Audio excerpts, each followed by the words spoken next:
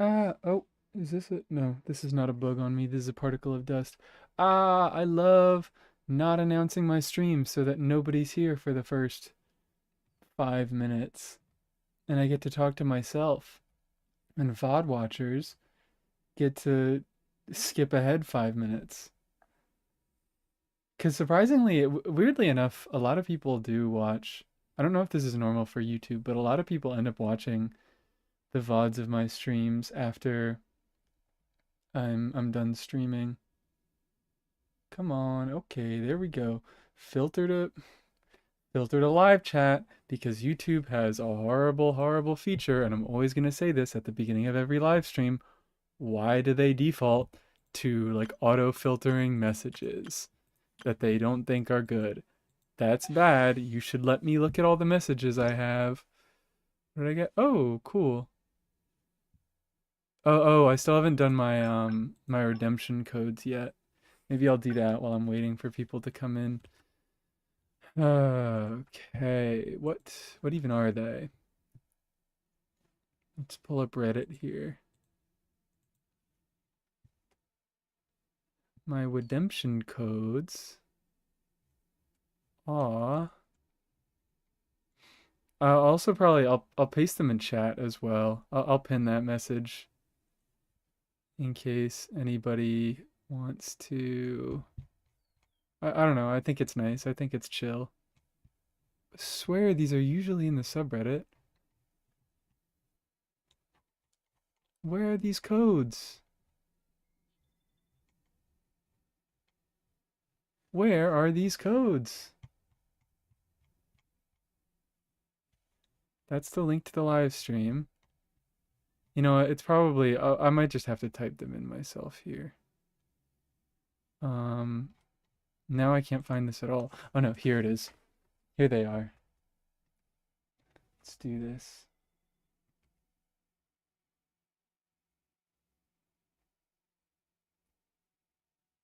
Where is the code redeem? There it is.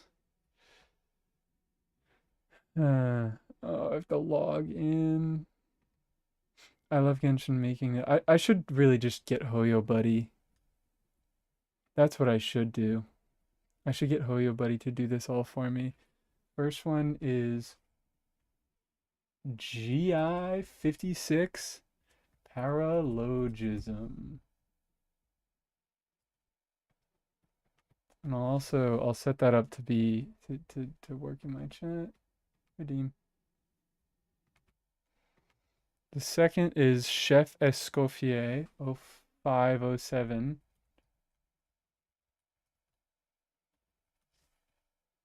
Redeem. I like that they're making the codes actual words now. Shift enter. Oh no, I did shift enter. Come on. Okay. I pressed shift enter, not just enter. I'll have to do this. I'll delete that. I'll move that.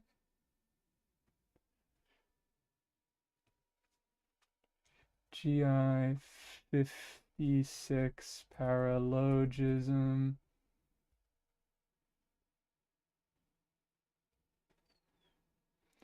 Ifa Kakuku. Ifa Kakuku 0507. Codes. And then I pin that.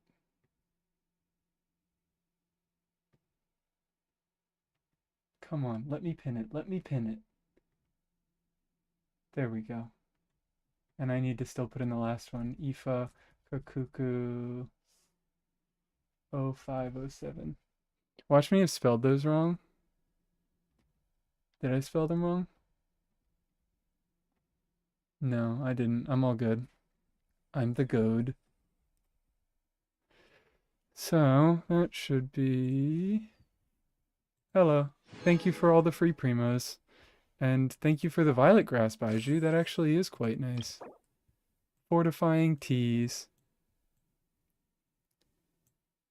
Did you... Wait, oh my god, wait, is this from... What's her name? Is this from Changsheng? Did I get a letter from Changsheng? talk some sense into Baiju for me. Yeah, no, sorry. I'm not really gonna read that right now. Okay. Okay. What can I start off with? Maybe before people get here. I don't know. I totally had an idea. I had an idea for this, but I wanted to do some Abyss stuff in this stream later. I was thinking perhaps maybe I'll just take my drink of water.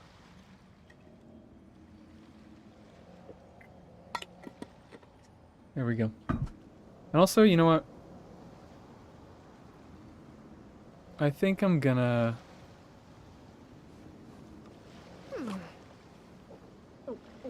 switch up the hat for now.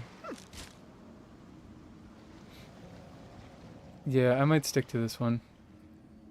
Maybe I'll swap it up when I actually do my quote-unquote reaction to the stream. But I've gone a little over my calorie because I've already so seen it. far. It's not going to be a real reaction. I've already seen the stream. Dinner plans to get back I'm on cheating. track. What are you guys going to do about it? Why did it look like Eon-san had like a weird square collar thing there? I want to do, what do I want to do? Actually, I want to do something that was for a video idea first. I guess we can start with you. I've already gotten a fair bit of use out of you, and I don't think I'm gonna play you in Overworld. So I want to start off. What's the occasion? What's the occasion indeed? Ready to do my utmost. What is the occasion indeed? Do I just go? What's his name? Chivalry will never die. Maybe? Perhaps? Maybe I go Xingqiu? Maybe I go Dahlia. Maybe Dahlia is gonna be a real character. And they're not gonna make him absolutely useless. Maybe we're gonna get an actual Hydro 4-star. I really shouldn't be mean to Candace, because this is... I mean, even Barbara isn't, even Barbara isn't useless. She's good by nature of her element, but like... Come on. Really, guys? This is all you could manage for Hydro 4-stars? I would really like to have some Dahlia in my life. I would, but sadly, no kit speculation on him yet. Okay. What am I doing? That's what I'm doing. I've been waiting for you for I ages. could do Navia. Let's break this up. Let's move some things around. I actually think Xingqiu, you can go be on the end there. Also, this doesn't have to be Sino. I might do this with, I might do this with Sethos. Cool. First, I should just check to see if the idea works in the first place. Get out of here, man. Why are you using recommended? Steal these back. That's the good one. Oh wait, no, that's the bad one. This is the good one. Do I have another... all of these streams are just gonna devolve into artifacting eventually. This is... oh wow, that's good. If only it was on a better set. That has the potential to be good. I just want EM double crit. Just give it to me. No, not 5 stars. Not 5 stars. Let's go. Give me EM double crit. Give it to me. Oh Lord above. Oh Lord above. Could be worse. If this doesn't roll crit, then I don't think I'm ever gonna use this. Oh, okay. Well, now I might go a little further on you. It's so nice. I'm sorry, guys. I'm sorry for being an absolute head ass. It's so nice to just be able to level artifacts and not worry about. Ooh, okay. Not have to worry about, oh, I need more for all the characters I'm building. Because I'm not building any characters for once in my freaking life. And now, oh, this is even better. I'm not going to get Efer. Not getting Efer. Efer or Escoffier. That's his name now to me. Come on, come on. Gamble. Good gamble for the first thing in the stream. Give it to me. Give it to me. Let's go. Let's go. Let's freaking go. Okay, and I mean, this is just objectively better.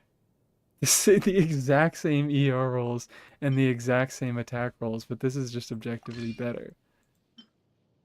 Maybe I'll keep it just to have another onset. But, cool, cool, cool. Cool, cool, cool.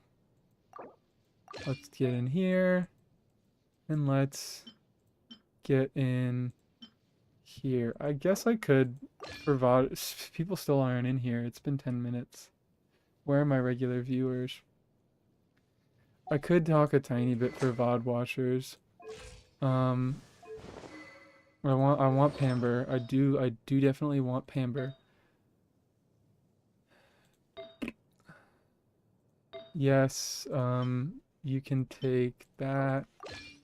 I need some actual ER on my Nahida for once in my life. What's she at? I can do 140. I can handle 140. I hope I can handle 140. Realistically, you should be on Fav. Realistically. You know what? Yeah, we actually will keep him on Fav. We'll take it from Yelan. And then I should have a set filter on you because this is the only thing that you will ever use in your entire life. I don't have a good attack stance here. That could be something.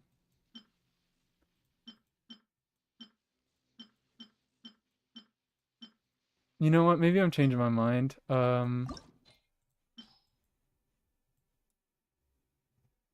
Maybe I could toss that EM Sands. It's just pathetic. I'm full sending.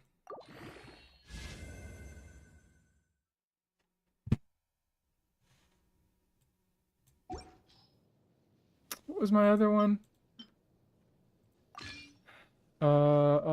I'll get it to what's it called? Do I have no crit stats on my existing attack sands on scroll? Do I need to get back in the scroll domain? I think I do. HP. Okay. We'll just actually we'll stick with that for now then. That's okay. And then you actually do want the crit rate one.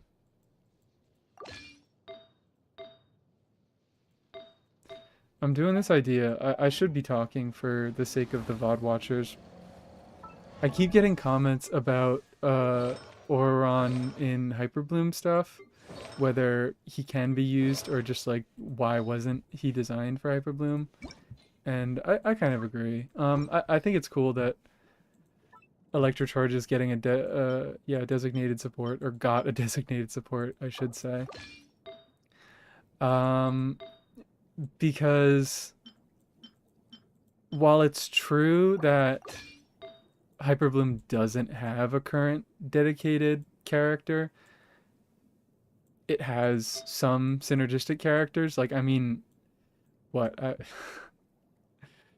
On it was as a Jeff thing. He was talking about it. He was like, the only reason that Raiden is as good of a Hyper Bloom character as she is just because she hits fast and it's convenient. Like, she's not built for Hyper Bloom, but she's the best we got. And it is a little sad, I agree.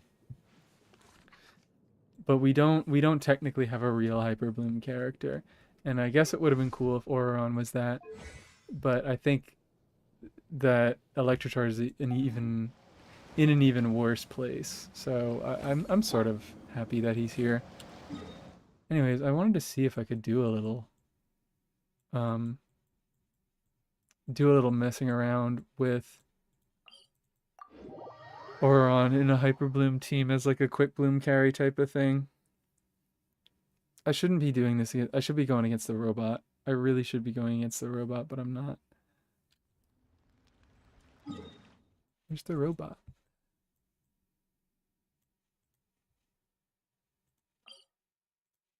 There's the robot. Yippee. Wait, am I dumb? Am I dumb? Am I stupid? Did I not refresh my thing? I think I didn't refresh my, what's it called? My teleport waypoint. I guess good a time as ever to go set it. Because I'm gonna go need it again. I'll have to see if Nahida actually works in this team, because the... Oh, okay, I forgot that he uses stamina. This team might not work too well with Nahida, because the idea is... Auron needs electro charges to be triggering his bolts into beginning reactions and whatnot. Oh, cool. I didn't know that was there. But Nahida might overtake Hydra too fast. I think she will. I think she just will.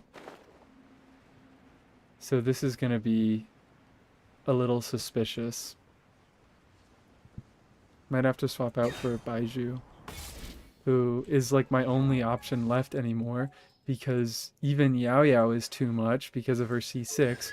Don't C6 your Yao Yao, guys. That's the real dangerous C6. Anyways, I was talking too much. I need to make sure that everyone's on the right stuff, and they are. I could do some stuff with like not bursting on Nahida. I don't know how much that'll work.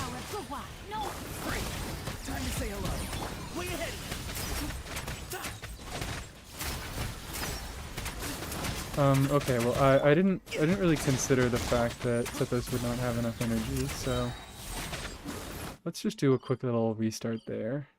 Oh, wait, I didn't place my waypoint.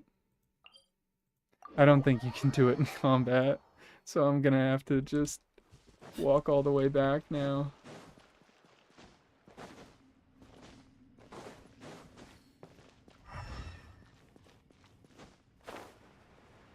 I'm gonna do this one initial test, and then I think I want to get to talking about the actual live stream. Because maybe that's what's driving people away. I've had, like, people come in and come out, like, 3 times in a second. Also, maybe not the best for VOD watchers, but... Sorry, VOD watchers.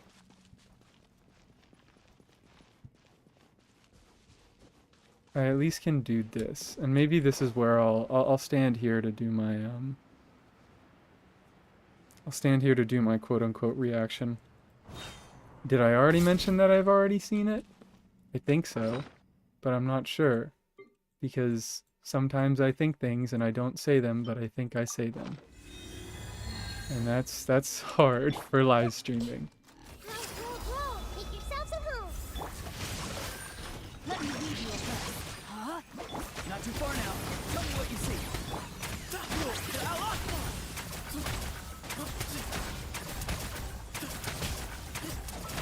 I don't even know,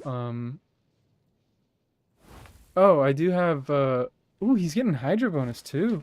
I guess he would here. I am getting electrocharge damage, even with Nahida. Time to say hello. I didn't think about my rotation. Excuse me. Move or be moved. This is actually working surprisingly well. This is kind of funny. I kind of like this. I actually also in this scenario, I guess I don't have to because I have Nahida, and she's giving me. Maybe she's not giving me a crazy buff. Maybe she's not giving me a crazy buff because I only have Pamber. So I might have to spec into a little more EM on her, or I just alternatively go. Uh, you, you. Now I don't feel so bad about like baiting people and not doing what I was talking about in the beginning of the VOD because this is actually kind of a cool thing. Um, he didn't get the hydro damage bonus that time, but I guess that's fine. Because only Xingqiu benefits from the hydro damage bonus, and also that might have just been an instance of like, I don't know. Like he died too fast and I would have gotten it in a longer rotation. I'm gonna do one more little run of that. One more little run of that. And then I will look at the live stream, I promise. Committed to memory. Sharing my knowledge. No, my sword. Let me lead you. Farewell. Go. You're free now. Sage's wisdom.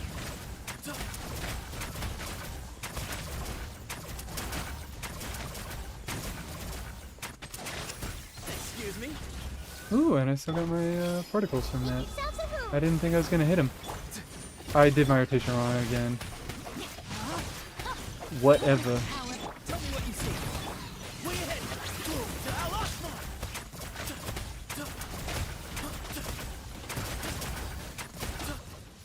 mine. Okay. That's kind of neat. I kind of like that. Okay. Now I do. I will mute my. I guess I don't have to mute my game audio. I guess it'll be silent if I'm paused. But I will go over to. This should work. This should work. Where are you? Boom. Okay, there we go. And now I actually need to click on the window. I'm using Edge, not because I actually use Edge. I promise I'm not an edger. But Microsoft, I was watching another person stream and they were like, "Oh yeah, you don't use your default browser as the one that you show on stream because that you give away information." So, and I realized, oh my God, yeah, I'm stupid, and I was using my default browser for recording and for streaming and stuff, and I shouldn't be doing that. Anyways, um. I might just kind of skip through because I have already seen this. I watched it this morning. Um, is that too? That's loud on my end. It might be very, very quiet on the stream end. Oh, I also. Oh wait, you might not be able to hear it at all on the stream end. Let me make sure that this works though. Properties on the music. Eh? Let me check. I'm not getting any reading on it. That's weird.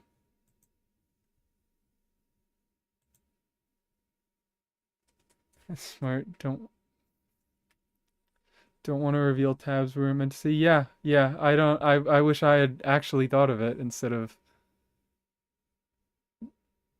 I mean, you know what? Fine. I'm not gonna bully myself.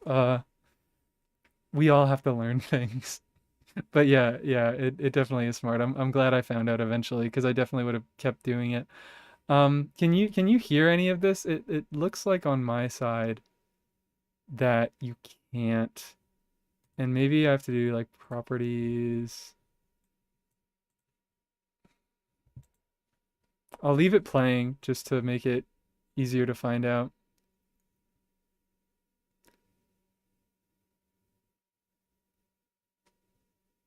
My reading says no.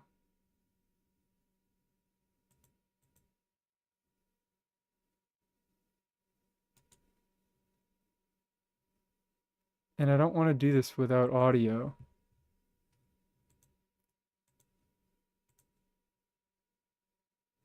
The trailer is mute? Yeah. Can I just do... I might have to make a new source here. Might have to make a new source here. Application audio capture is going to be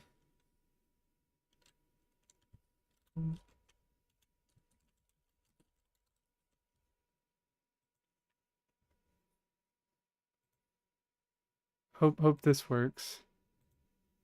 No, it still doesn't work. What is going on here? Am I just not allowed to do YouTube videos? Everyone else was doing it. So I don't see why it's not doing it for me.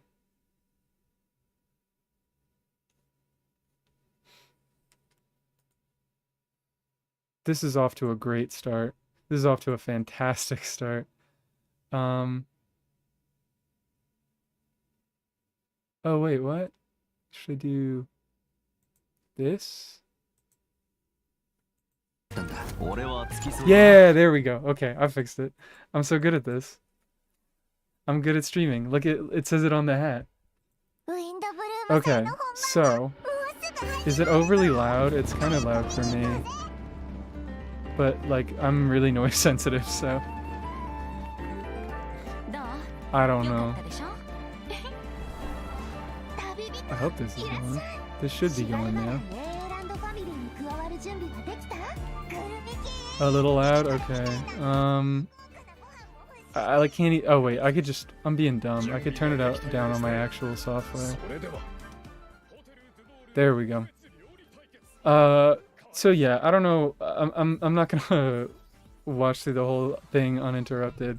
Escoffier is here. I don't like her. I think I should talk a bit more about my thoughts because my only thoughts are like fragmented at the end of an Abyss stream. So I don't know if people are gonna be able to, you know, access those very easily. I'm also going to make me a little bit, or not make me a little bit bigger, make the thing a little bit bigger. There we go. Hi Aoife. Hi Aoife, I like you. I'm a big fan. Aoife's interesting, because he's not good. I don't think that's a secret among people who know. But he's not good. I don't think he's entirely uninteresting. I'm sort of miffed that they're hiding part of his balance, because part of his kit. I keep get that edge off the screen there. This is like the first time that they've done it, to my knowledge. Where also Remuria stuff is cool. I need to pause for a moment and go, hell yeah, I like Remuria. I might just. Do I full screen? Do I bother? Maybe I just full screen. I manually full screen myself. God, this is annoying, but I'm doing it. Remuria's cool.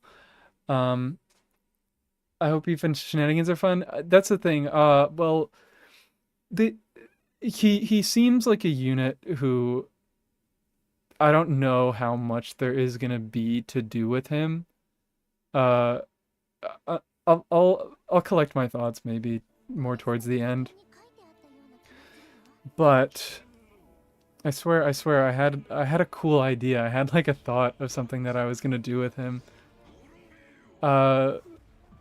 It kind of sucks that he needs to be on field to do what he does, and it kind of sucks that they're hiding his balance. I'm also... Should I keep the subtitles on for now? I don't know. I guess I will. Oh wait, I'm blocking the subtitles, so... I might just turn them off, because people...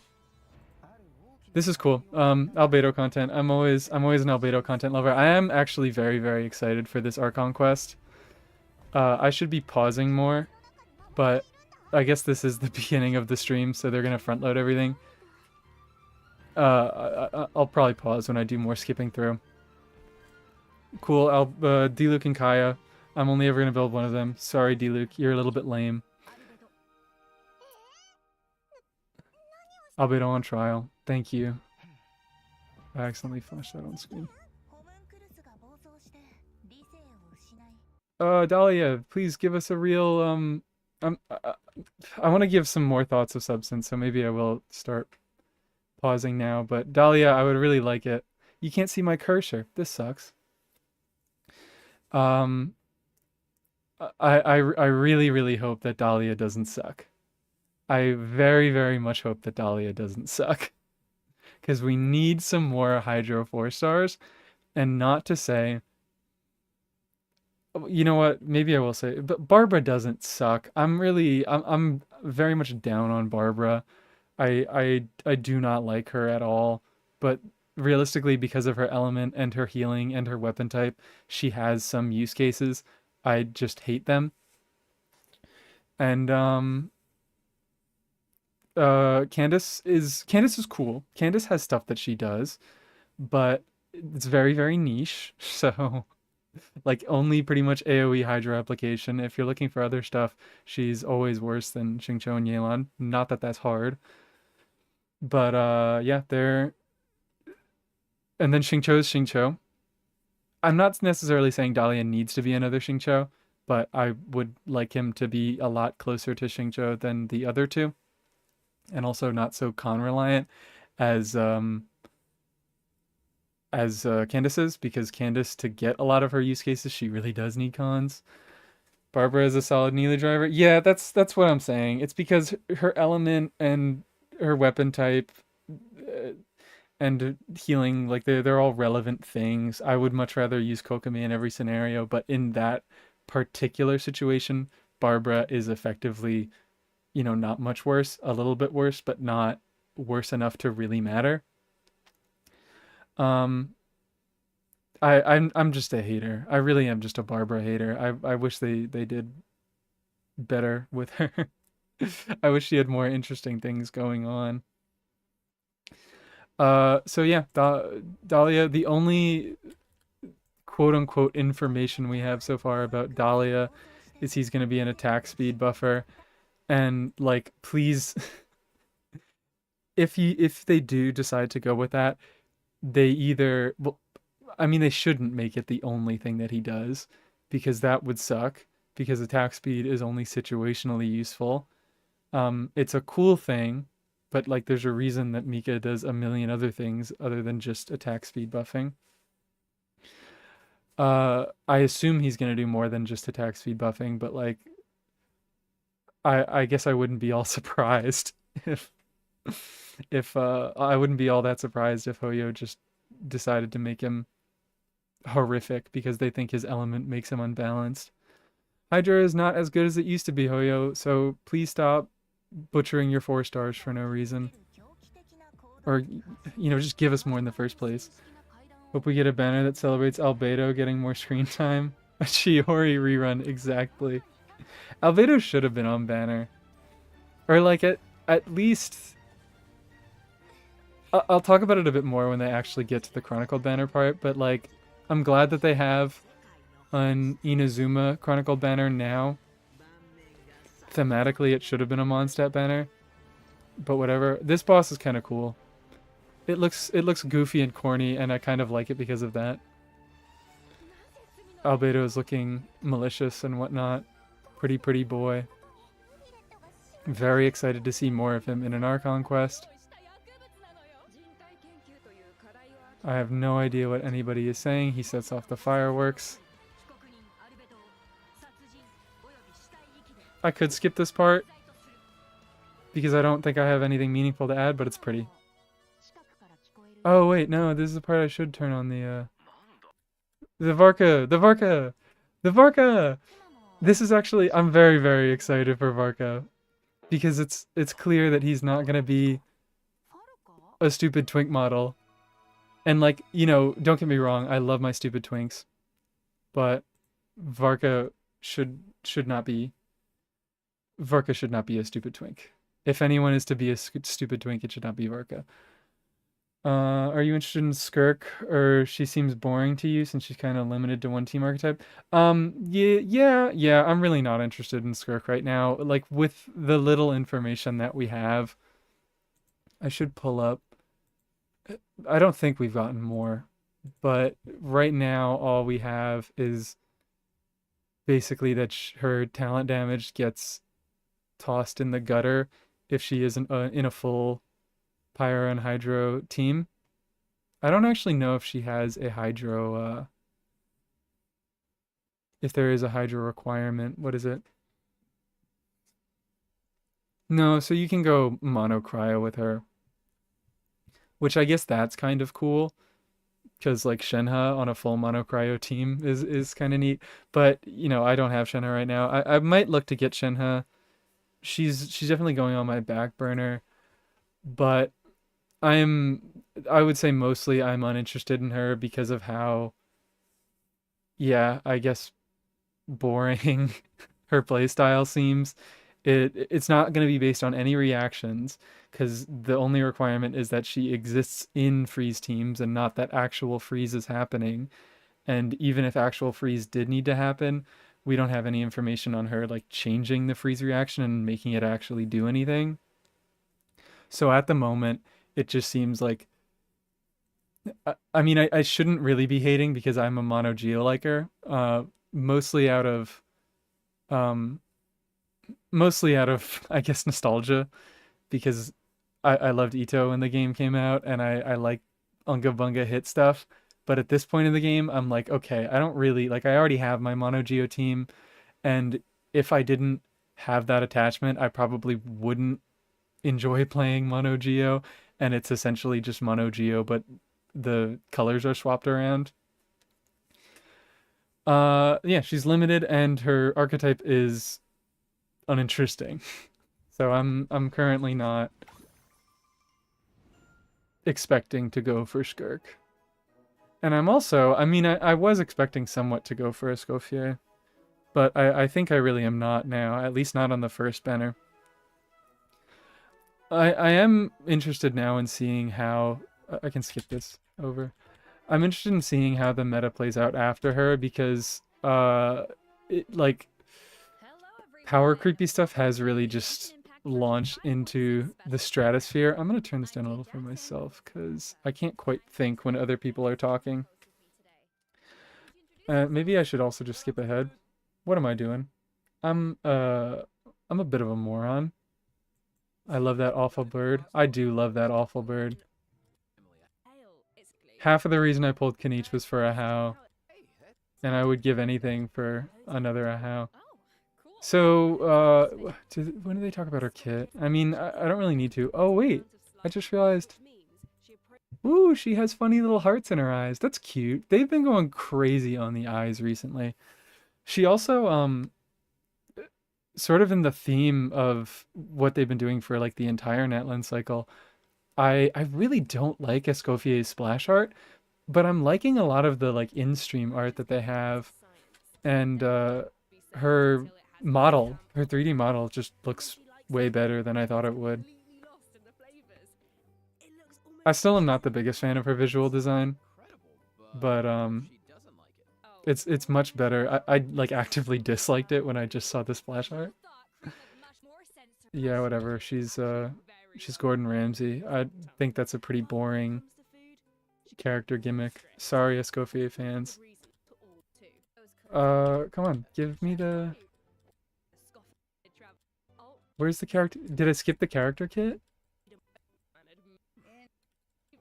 Did they start off with it? No. Is it here? It's here. Okay, yeah. So it's like I'm still a little bit like I do want to get her for the purpose of having a unit that lets me do other things with my cryo units. I it's not even really doing other things with my cryo units because what she does is not interesting. It just is another team for my cryo units. It's it's more like a requirement meeting thing in Abyss. If I want to have a full cryo team for whatever reason, I need like cryo for shield breaking, and I don't want to use pyro. I don't know. The more I'm talking, I'm kind of even convincing myself that I don't want her. Because her res shred that happens just happens automatically when she hits with her burst or her skill. And all of her damage comes from her skill, and you just press a button and it happens. Her only team building requirements affect her her res shred. They don't affect her damage. They don't affect her healing. Which, oh, come on, I need to get my charger for a second. That obviously, I mean, that does affect her damage. Her res shred does affect her damage, but it doesn't affect her talent multipliers, which would be a much more drastic way to like limit her damage by her restrictions. In the way that what Chiori and Emily work, where one of them needs Geoconsarc, one of them needs burning, and their multipliers are actively hampered if they don't get those things. What is this? She's kind of universal outside the Cryohydro team. Yeah, I've talked about that a lot. I really do not like that aspect of her kit. I really hate how universal she is because she is still good outside of her limited context. I think they didn't do enough to limit her within her niche. And she does too much. Like even within her niche, she does way too much, in my opinion. Like the ability to have a full party heal that's perfect for Farina while having very strong talent damage, while having res shred. It's just like we haven't had this conjunction of abilities before. I talked about that a lot more in my other stream, but like the only other place that we've had this sort of like Chevreuse is the only other example, and Chevreuse loses basically all of her utility if you aren't running full pyro and electro, and she has other conditions. She like requires you to be constantly triggering electro or constantly triggering overloads, which affects how your team building works. Escoffier has none of this. There's not interesting gameplay for her, in my opinion. She's just numbers. She's just big numbers. I think it's boring. I think it's too powerful. Necessary evil for Aoife teams to clear Abyss. If they actually made AoE content, maybe not. Also, Malwika will definitely be able to throw Aoife in her team and never on-field him, and he'll be able to clear there. Like if we're talking about I mean, Escoffier isn't going to be in the kind of ideal Aoife teams. That's maybe not the word I want to use, but like the type of teams that Aoife's kit was designed for, which is Electrocharge. So yeah, Escoffier wouldn't be in there by default. So like if we're already going outside of Aoife's base teams to find teams that clear, it's like why not just go Malwika? We already have a stupid busted unit that she doesn't do everything. She just does damage, which I'm a little more forgiving about, because at least she's only busted in one context. However, that is the worst context to be busted in. Whatever. Banners are cool. I'm glad Navi is getting a rerun. I've been playing her a lot more recently, and I'm happy that she might see a boost of popularity. Cryo was too sucked to say. Hoyo seems to lack any creative ways. I would disagree on the Cryo is too bad to save, because there's always creative things that you can do. There was a Jeff suggestion that I actually did really, really like. He said what was it? He was like change if you have full pyro and cryo and hydro, I can't speak, in Escoffier teams, then she changes freeze to chill, which I thought that was a funny name. But effectively, he was like, make it so that if you can basically trigger shatter as much as you want. Which is a real cool idea. Like you are then incentivized for bringing blunt damage units, or even just like I guess you couldn't bring geo units, but sort of turning shatter into more of a hyper bloom thing, I think is a really neat idea. It probably needs some sort of adjusting, but just anything that isn't make the numbers a lot better and make her do a lot of numbers herself would have been way more interesting. So I was already at least I'm not going to pull a Scofier this patch. I can say that for certain. Whatever, boohoo, her weapon. Her weapon's kind of good. It's a attack buffing polearm, buffs attack of people that you heal. Fine. I mean, it's numbers. I don't feel anything about weapon banner because I don't think numbers are interesting enough. I was just talking about it.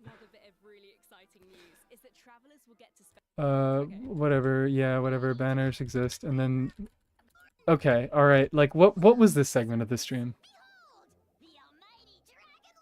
What in God's name was this section of the stream? I'm happy it existed.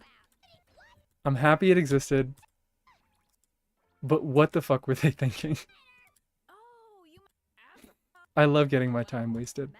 Okay, Aoife, yeah, he exists. It was about... Tell me his kit. So yeah, he basically doesn't heal. He's mostly objectively better than Mizuki. Also, wait, what is all this? Oh, this is just the world quest. They just thought it would be funny to show him off in the world quest. They made Swirl again. Incredible. They make with every like third Animo unit, they just have to decide to remake Swirl. When's the Jeff posting 1 hour video about the character? Oh wait, did he post about Escoffier? I want to see what he titled it because we're actually on the same page there.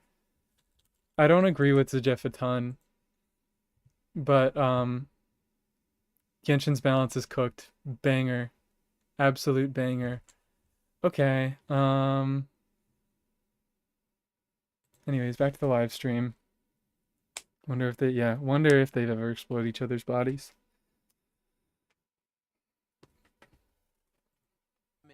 Someone get on that. Someone get on the Kukuku and a How fan art. Kukuku X a How. So I'm gonna check out that video once I'm done with this. Aoife, yeah, his healing is absolutely scuffed, but at least he does full party healing. He's an overworld unit. Frankly, he's an overworld unit. He flies around and he heals your party automatically with his passive. Oh, it was this talent. I'll pull it up on I don't have any of my Hakush. I'll pull it up on Hakushin because currently I'm not leaking anything, Hoyo. I'm not leaking anything because you've shown off his art now. Did they show off his ascension mats? I don't know. But where is it? I'm being dumb, aren't I? Yeah. Wait, is it? Yeah. When Aoife is in the Night Soul's Blessing state, every 1 Night Soul point out of his entire party will grant him 1 Rescue Essentials point. Rescue Essentials will increase the swirl and electrocharge damage dealt by all nearby party members. But it doesn't tell you... Oh, wait, hello. It says in-game value. I don't know what that means, but it doesn't tell you how much it increases the damage by, which is kind of a new thing. Like, they don't... Kind of a new thing. I don't know if they've ever done this, like, basically since the early days of Genshin, where they just said, oh, this makes you stronger. But I swear they always list a number. And I don't like this. I don't like that they didn't list a number this time. So we don't know how good of a buff this will be until he actually comes out. Aoife main subreddit already has some wild fan art. Anything for this having a scrap of man. We just want something. We just need some more men. Anyways, don't know how good that passive is going to be. How good Aoife is going to be is... I mean, he already isn't all that good, but it's going to be somewhat reliant on how big of a buff that is. I swear I had some interesting things to say about him. I totally swear I did. but I'm completely forgetting about them because I was having some thought about like he's gonna be kind of useless, but at least he'll be cool to think about. Uh, what was it?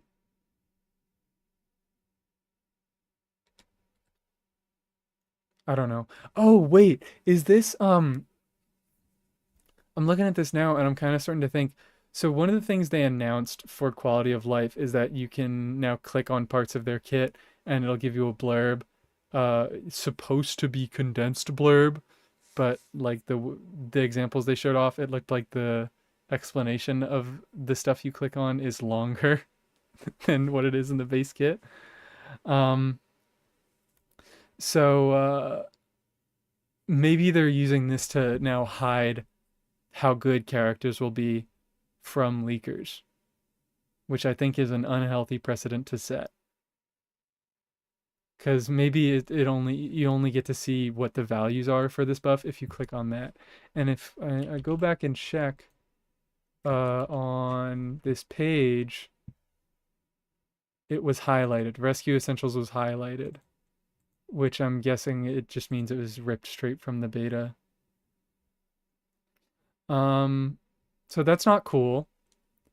Hoyo cut that out. Hoyo, please, like, just let us actually know what the character does before they come out, because, like, frankly, I can respect people that don't want to look at leaks, that want to have more control over what they see, but I don't understand how you play Genshin long term without looking at leaks, because planning your pulls and actually knowing what characters do and like who's coming up in the near future is it just makes everything so much easier.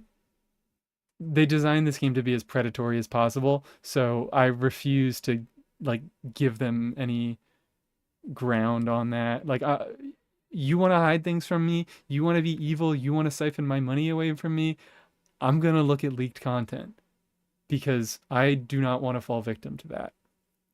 Anyways, and I imagine they don't tell us in the stream because they never tell us numbers in the stream because that's scary. Am I interested in any character from Inazuma banner? Yes, I'm gonna be going for Yai. Depending. I want to go for Yai, I'll say. I'll talk a bit more when that comes up. He seems like a really flexible unit. Okay, keep lying. Yeah, he does the healing. I guess he is a flexible unit. I'm joking just on the fact that he only buffs electrocharge and swirl damage. But I guess you can use him in teams outside of that, so like, whatever. Other reactions have higher base scaling, so it's not so miserable. Yeah, cool. Okay. Did that even, did they tell us the second passive talent? They didn't. I think it is just, oh no, that's just elemental mastery, so it doesn't matter. That's fine.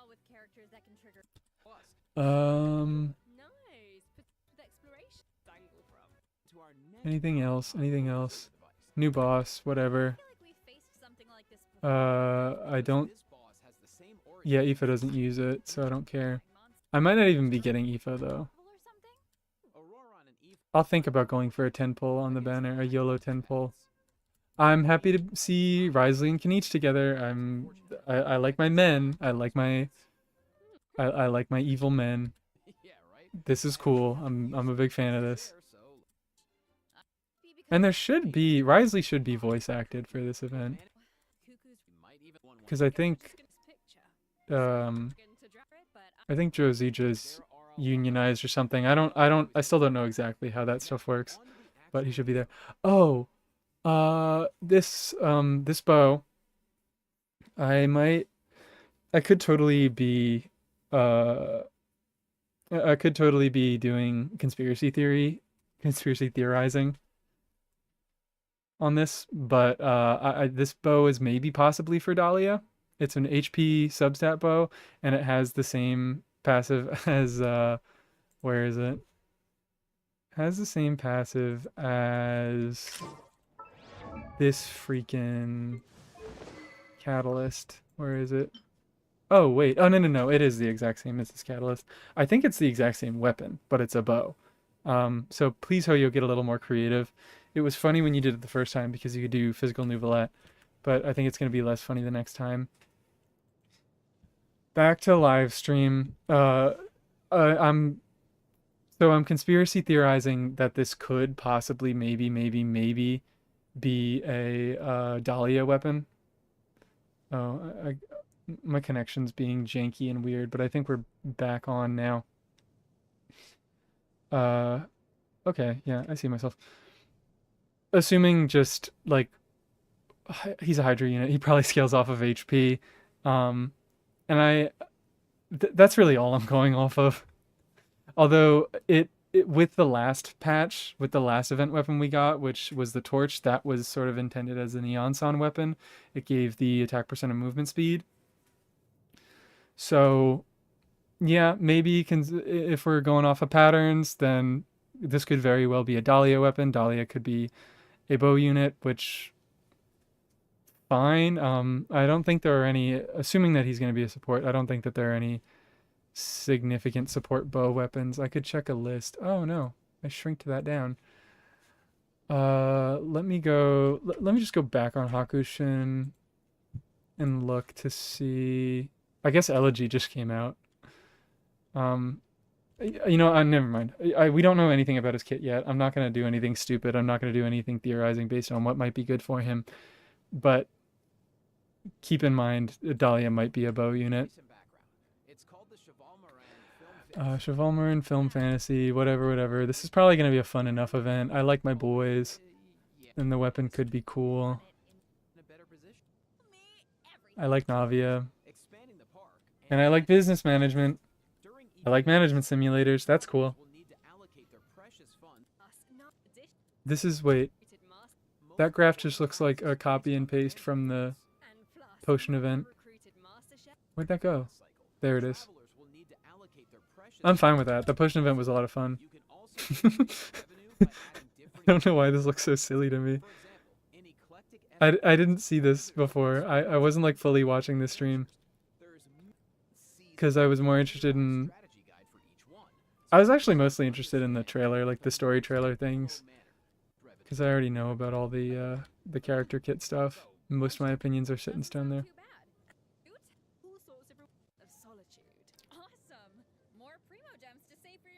Yay, more Primo Gems. Oh yeah, these are the other banners. Weird that Raiden is back. I get that it's probably because of the Chronicle banner. Oh, perfect. Thank you for timing it perfectly with me. But yeah, whatever. It's kind of lame that they don't put the Archons on the Chronicle banners. It is what it is. I don't think that that's ever going to change. But yeah, I was originally going to be pulling for Escoffier and seeing if I could get any Aoifas on the way. I didn't really want her. I was just kind of like, it's a cool thing. Why'd you split it up so much, guys? I can't like go back and look at the first phase banners. Anyways, whatever. I'm not pissed off. I'm not angry. I was originally going to go for Escoffier as another option for my cryo characters and see if I could get Aoifas on the way. That would have been nice and cool. But then this happened, and I'm like, okay, well now I need to get Yai. Because, dear God, do I want Yai. I think she's so cool. I think she's such a neat unit. Very, very cool, interesting design, being a sort of dual on-fielder, off-fielder. I want to do plunge Yai stuff.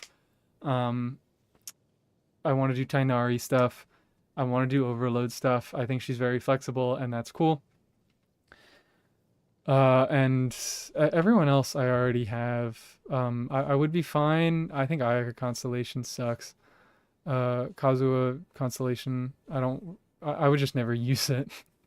I don't use Kazuha all that much in the first place. Ito Constellation, I think that sucks, but I'd be fine with it. Kokumi would be fine with it. Chiori C2, because I already have C1 Chiori, I'd be happy to get. I mean, would I be happy to get? I'd be fine with getting. It'd be kind of funny if Chiori became like my whaled out unit, even though I don't like using constellations. I don't like pulling constellations. I don't like pulling weapons. But it would be silly to have one whaled out unit. And I'd be fine, I guess, with getting Ayato or Yoimiya.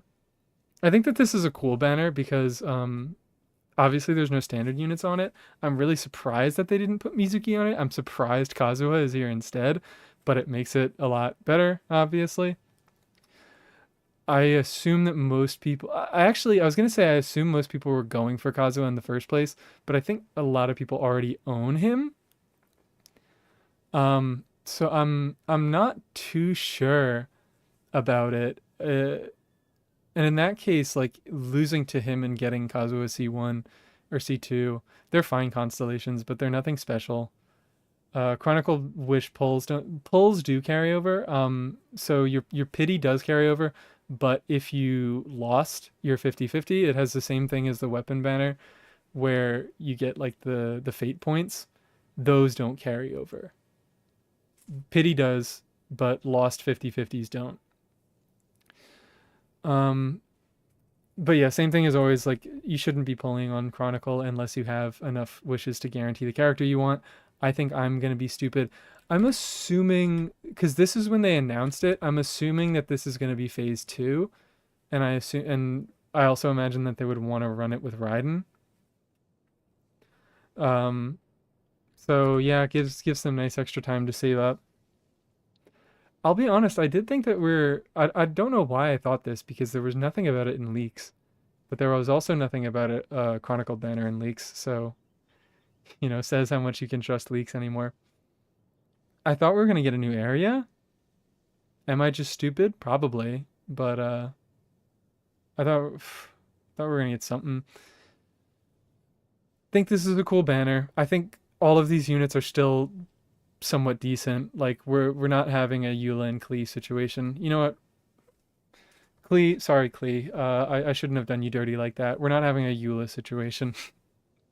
um so none of these units are horrible to get. Especially I don't think a lot of people have Chiori, and she is a pretty compelling unit given that she's, so new and she has such she has those Fontaine multipliers.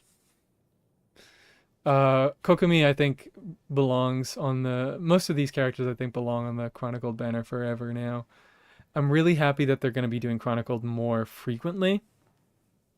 I think setting this precedent is good, and setting a precedent for a better Chronicled banner that doesn't have, like, just half kind of garbage characters is pretty good. Uh, so yeah, I'm real happy with this. I wish it was a little more like I just said I'm happy they were doing it more consistently, but I wish they did it with like more consistent timing so that you could plan around it better instead of just kind of doing it whenever they wanted. But the fact that they're doing it more frequently at all is still pretty cool. The weapon banner, I'm I'm as negative on weapon banners as I always am. I still don't really think weapons are worth it in general. Mistsplitter is probably the standout here. If like this is only considering if you really like weapons, you want to go for weapons, you want to make specific characters more powerful, or if you just don't have 5-star stat sticks. That is one of the more compelling reasons that you should be pulling on weapon banners if you don't have generic stat sticks and you want to get a few. I think all these swords are pretty good at being that. Mistsplitter probably the best overall. But Urako and Haran can be better situationally. Redhorn is come on. I hit my go back button on my mouse. I gotta get back to that. Come on, where are you? Was it earlier than this? Where was it? Where the freak was it? Oh wait, I can see on my stream. It's right here. There we go.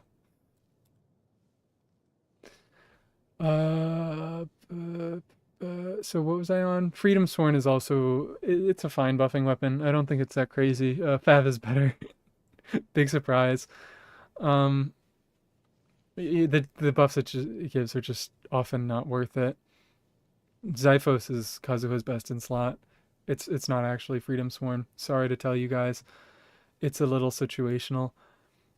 Was I saying Redhorn is a very good generic Claymore option. Big crit damage stat is real nice. And the defense bonus, it gives a defense bonus on, I think, normal and charged attacks. I'm not 100% sure on that, but that makes units that don't have very good normal or charged attacks a lot better with their normals and charged. So that's neat. Noel's best weapon if you like Noel. Kagura's is fine. It has that 3-stack elemental skill mechanic. Most characters can't get that. Although getting 1 stat is fine. It still is a fine enough weapon. Crit damage subset, you know, it's about as good as a 5-star stat stick is. I think there are better generic ones now, but this is still decent. Thundering Pulse, I don't even know. I have to look up what the effect on Thundering Pulse is. Because I'm not actually sure. This could be a very increases attack. It only increases normal attack damage, and they get stacks from it's okay. It's basically the same as it's a missplitter as a bow. So I don't think as many bow units can use it nearly as well as sword units can use Missplitter, so but it's fine. It's still a fine stat stick. Moonglow is obviously the nuke on the banner here. This thing sucks. Even for Kokomi, it sucks. Just use Prototype Amber. It's basically the same. I obviously this does get you a little more Kokomi damage, but I don't think Kokomi damage, unless you have a decent amount of cons on Kokomi, increasing your Kokomi damage by getting a weapon is not all that worth it. What is this? Her hair, her peekaboo colors, which is great. Who are we talking about? Peekaboo hair colors? Could Burst Sethos use Thundering Pulse as well? No. Because that is still considered charged attack damage. Normal attack animations, so it can trigger like Xingqiu coordinated attack, but it is charged attack damage. And I think was I right? Did it only increase normal attack damage? Did I misread it? Oh yeah, it only increases normal attack damage. So no, it's not even really a good generic stat stick. It's kind of only a Yoimiya weapon. Go Polar Star if you really want a generic good bow. You know, there's also Aqua. Albedo is so cute. I want Albedo so bad. Let's get Albedo in here. Chiori's hair has peekaboo colors. It does. Yeah, I didn't realize that for the longest time. I found it out actually by looking at her splash art. Because, you know, I had to look at it twice. I was like, wait, that's not just the lighting. Her hair is actually just like freakishly yellow on the inside. It's cute. I really like Chiori. I don't use her a lot, but I'm a big fan of her. Back to the Steam. So if you're into weapon banners, this is one of the better ones, I'd say. It still sucks that it takes more wishes on average because the pity is higher on Chronicled Banner. It takes more wishes than regular weapon banner, and there aren't any dedicated 4-stars. I believe you still can get characters. So it could be better, could be worse, depending on how you think about it. And also, actually, I should keep this in mind because the weapon banner, the Chronicled Banner in general, is gonna have all the Inazuma 4-stars and the 4-star weapons. So looking at the Inazuma 4-stars, Kirara's the most recent, right? Yeah, I mean Kirara's good. She was given out for free recently. Nothing crazy. She has enough big shielder mostly at C0, but she has enough buffs in her constellations that she can be basically not a DPS loss. You're never gonna put her on your team for the damage, but if you want a big comfy shield, that's cool. Also, she's a surprisingly good uh, DPS, which is something that I want to do with her in a little bit. Like she just is weirdly strong, and Eon-san was a good buff for her, so I want to at least get her burst to level 8. Ito Liker doesn't use Chiori a lot. No, well, because I don't use Ito a lot. I just look at him.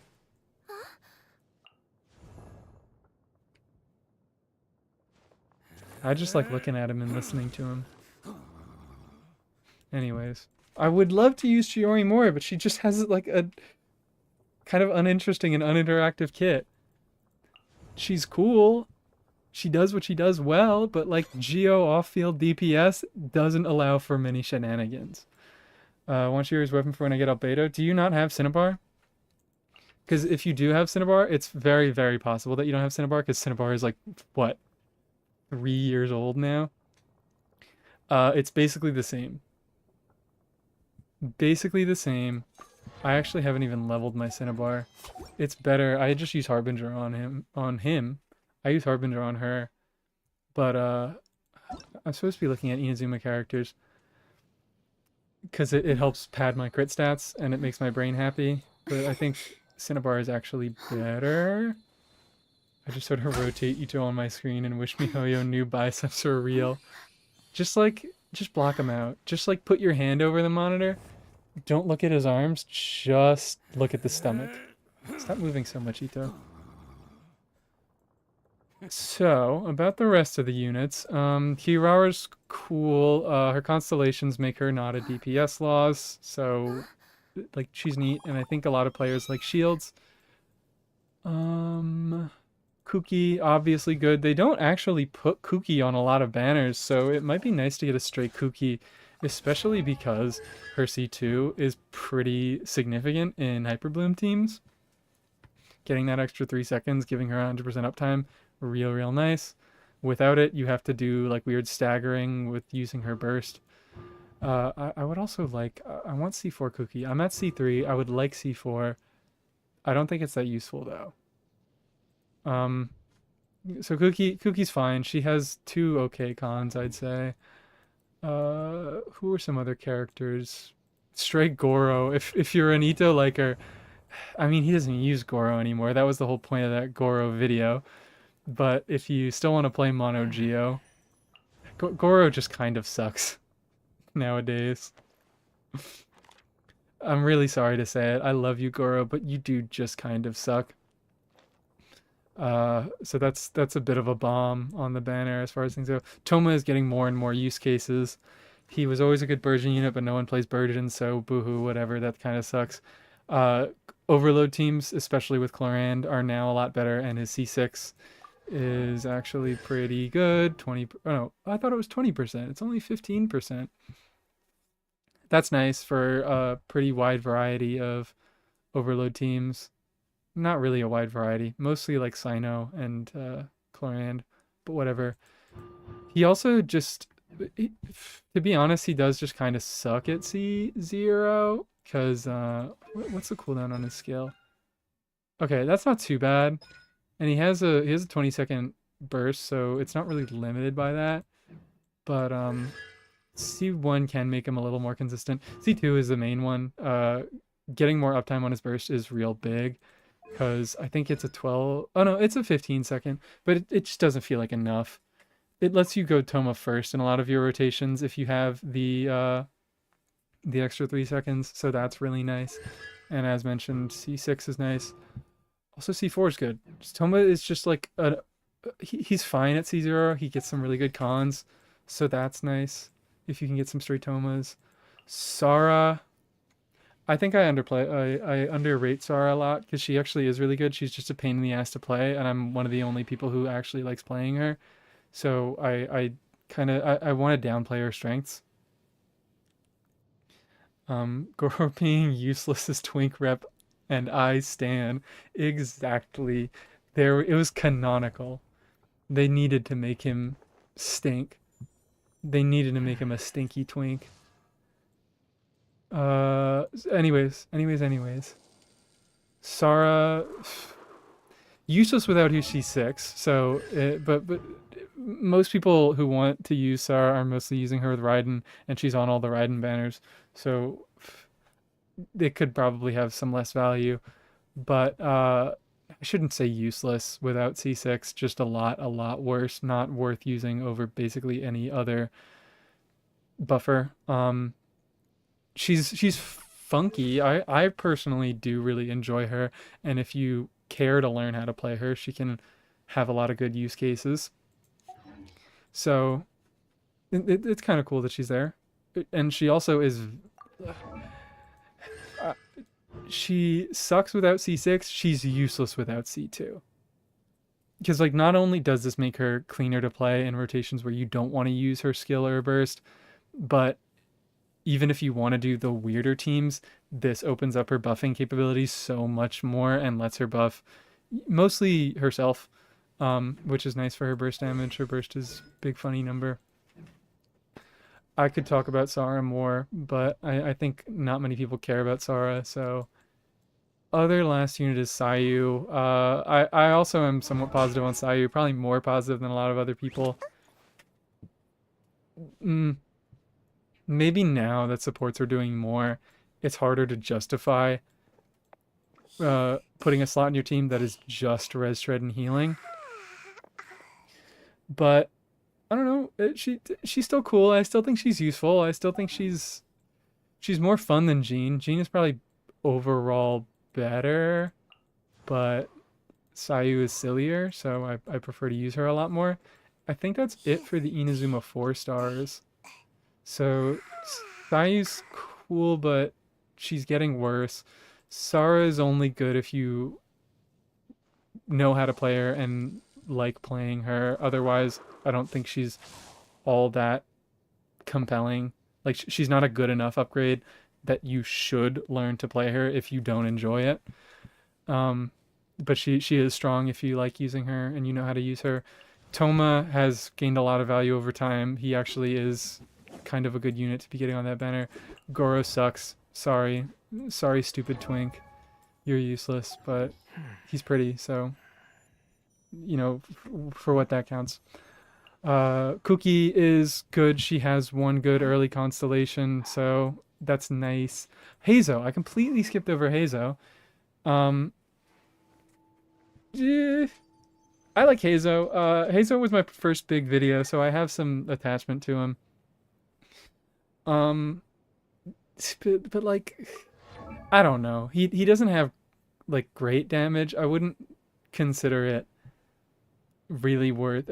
You can clear with Hazo teams, but it's not always really worth speccing into particularly. I like him better more as like a flexible driver thing that can deal some damage, and it's cool, but not the craziest thing in the world. In general, I would say Toma is better for a supportive capability, but Hazo's cool if you like him. You can definitely make use out of him. And then is Kirara the last one?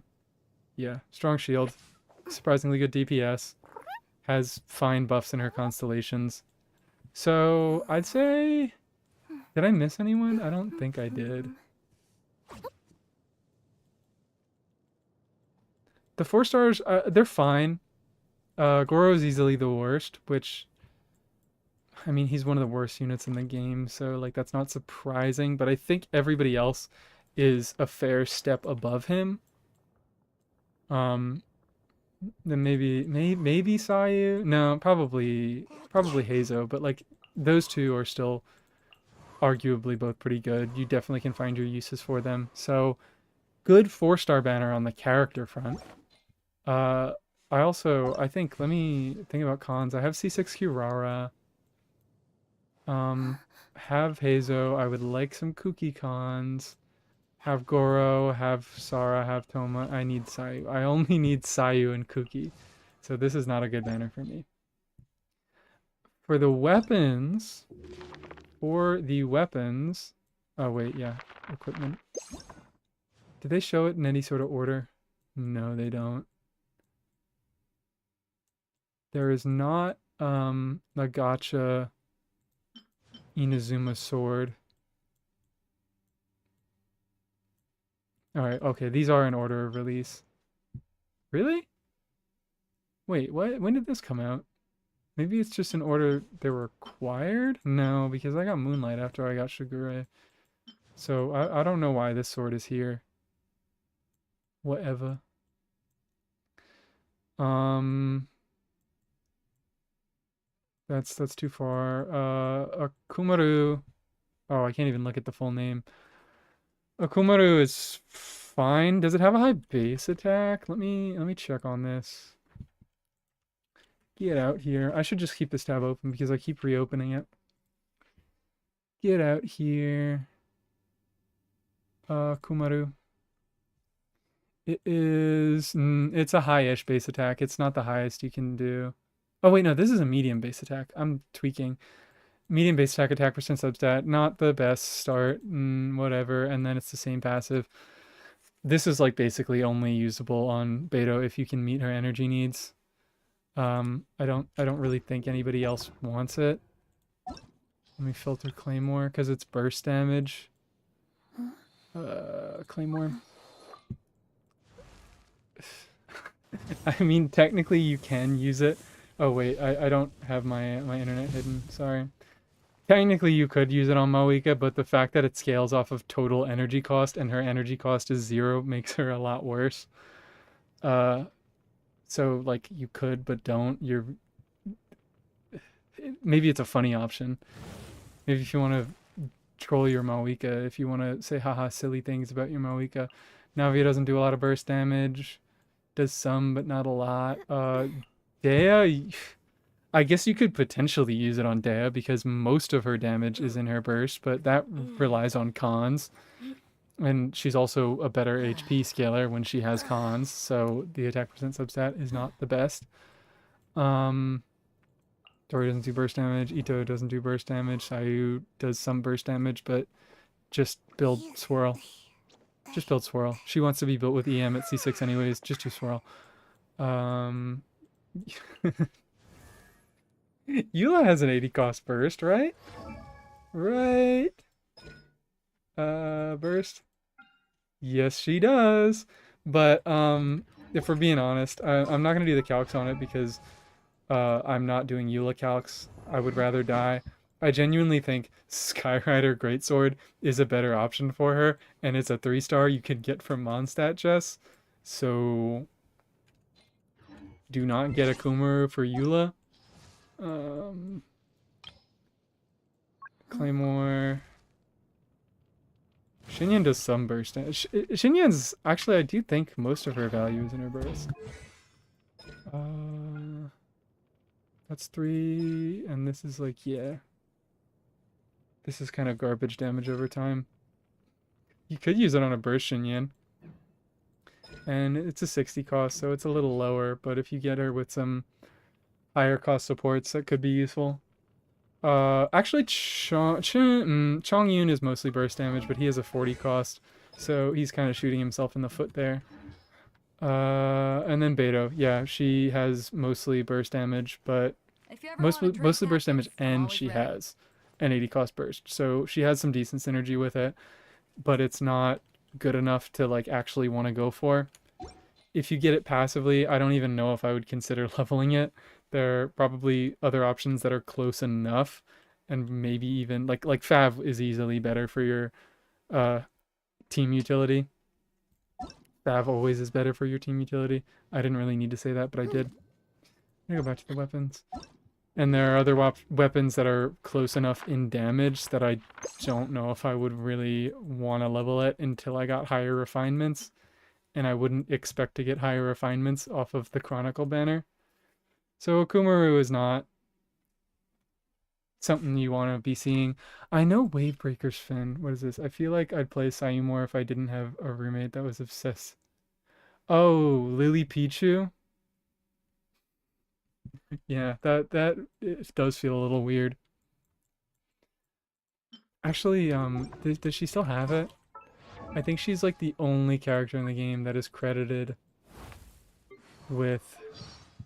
Yeah. Her voice acting credit just straight up says Lily Pichu. It didn't even used to say Lily Key. It only said Lily Pichu, which I thought was funny. Wavebreaker's Fin. I know Wavebreaker's Fin is decent. I need to think about who it would be good on, because all I know about it right now is that it's a highest base attack for 4 stars. It's a 620, which is, if you're going to have an attack percent substat, that's what you want. Same passive again, more energy needs your party has. The higher their burst cost, the more damage you deal with your burst. That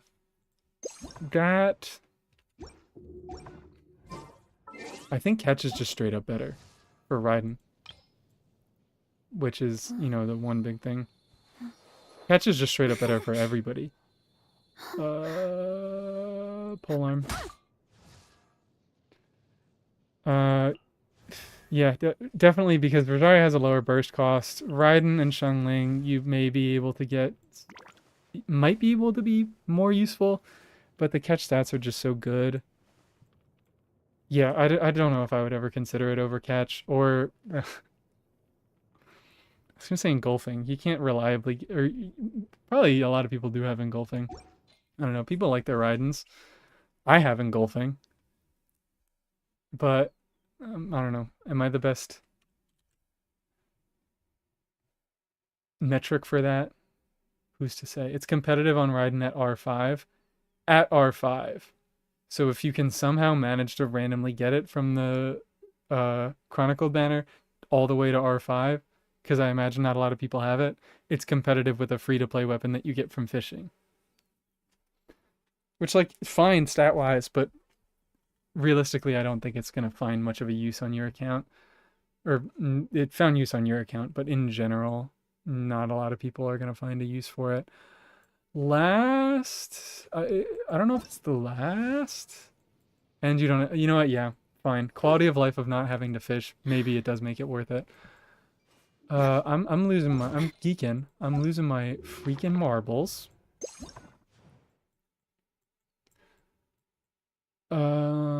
Akumaru. If only this was on the banner. If only fish was on the banner. Why did he have to be event exclusive? So horribly sad. Talked about Waybreaker's Fin. I guess there is it really only those 3 that are Inazuma weapons? I guess so. It's only, yeah, Moon's Moon. Which, this is like a Sara only weapon. You could use it on Yelan, but it's like a high base attack, not highest, and attack percent substat. I can actually just straight up look at this one in the game because I have it. I think I just have it perma-locked on my Sara. So, yep, there we are. I don't even think it's that, like, much better than her other options at R1. It is only at R5 that it becomes pretty competitive. Like, Skyward Harp, I should just level up Skyward Harp. I should just level up my Skyward Harp and use it on Sara, because it's going to be better. Has a higher base attack, so her buff benefits more, and I imagine that the crit stuff that it gives are more impactful than whatever tiny damage percent she gets off of this. As for other units you could use it on, because as 4 stars go, it can actually be somewhat interesting, just because there isn't a weapon that directly, there's not a catch for the bow. Don't you mean freaking wobbles? Yeah, I do. Sorry, I'm losing my freaking wobbles. Chaska doesn't do burst damage. Oron doesn't do burst. He does a little, but it's fake. Siegewein does, but she doesn't make use of the attack. And what is her cost? Is it an 80 or a 60? It's a 70. I'm stupid and bad. Potentially could make use of it, but I don't know. Go an HP bow. It'll probably be better. Sethos doesn't do burst damage. Lenny does a tiny bit of burst damage, but it's mostly charged. Farazan does a big hit of burst damage, but I think most of her personal damage is skill-based. Yeah, you run her on Golden Troop, not Emblem. Tainari does a little bit, but whatever. You don't consider it. Weirdly, maybe Kole. 60 cost, so not ideal. But the damage percent is good because she's going to be triggering if you're in a, spread team with it. Um, the damage percent that it gives is going to be a little more useful. So potentially you might be able to make use of it on Kole, although I doubt it's much better than your other 4-star options, like say Stringless. Yelan again could potentially make use for it, but the attack substat not that great for her. You again might be better off with Stringless if you can make use of the EM.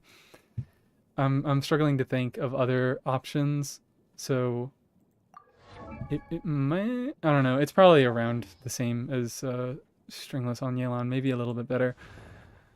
Gore, don't do burst damage. Sara, again, she's like the only unit that you can actually find use for it on.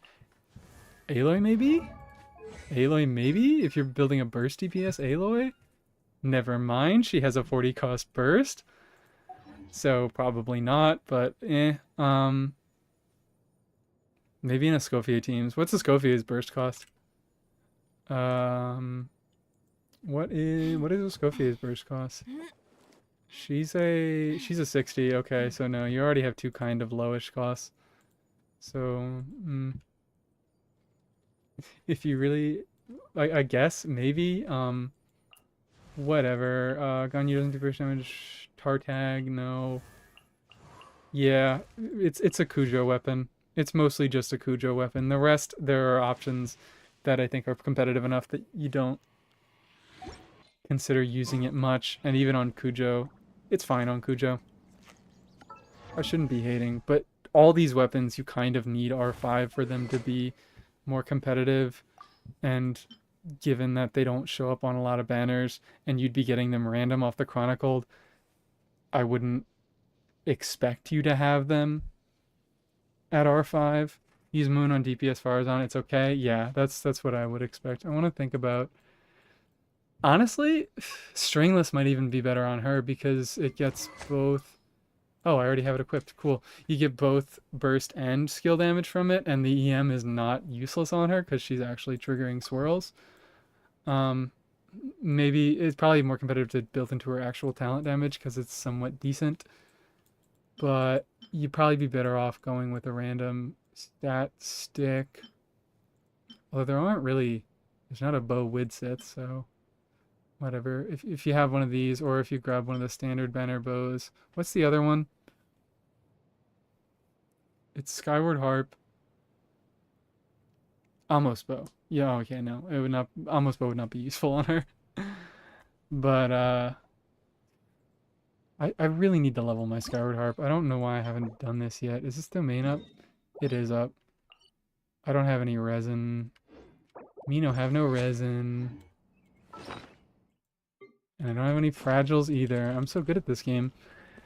Yeah, weapons not particularly compelling. Characters are a bit better, but none of them are like crazy powerful. We're not talking, these aren't any 1.05 stars. This isn't Chevrolet, this isn't Eon San.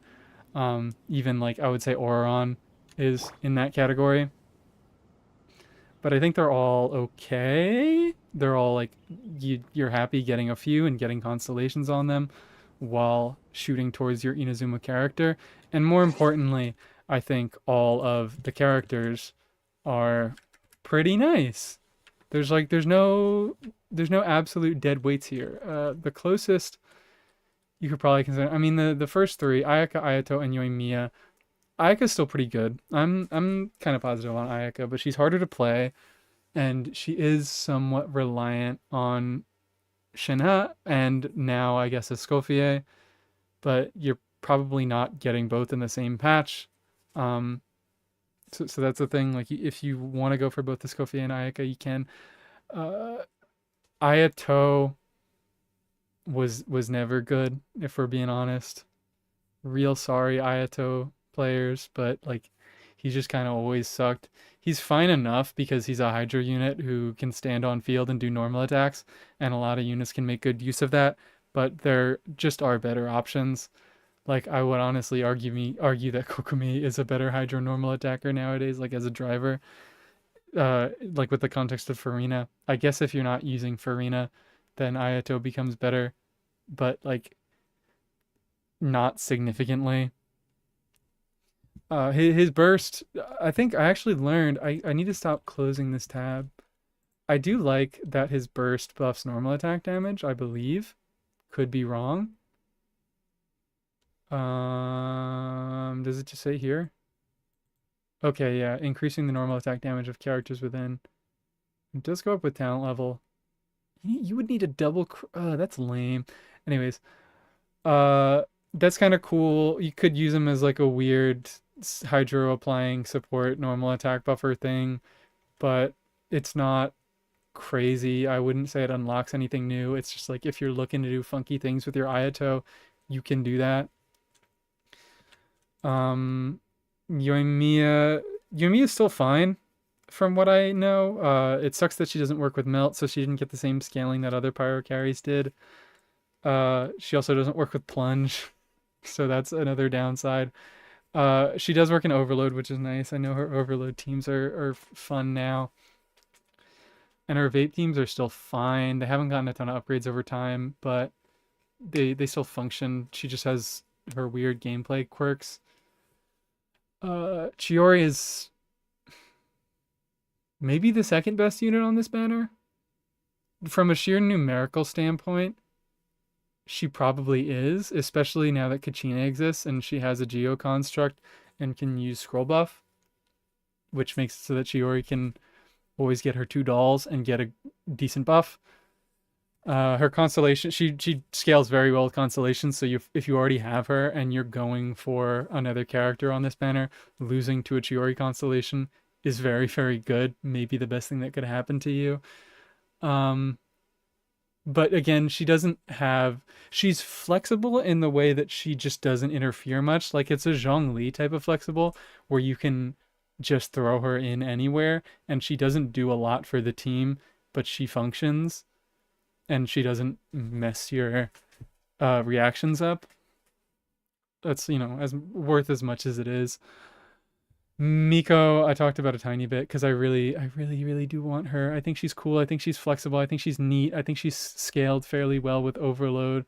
Dendra was a good buff. Overload was probably a bigger buff. Mostly a cool unit. There are better options now. Easily better options. Ito's fun, but Ito actually has gotten a little bit of scaling with Shilonen. Who knows how that is going to continue into the future.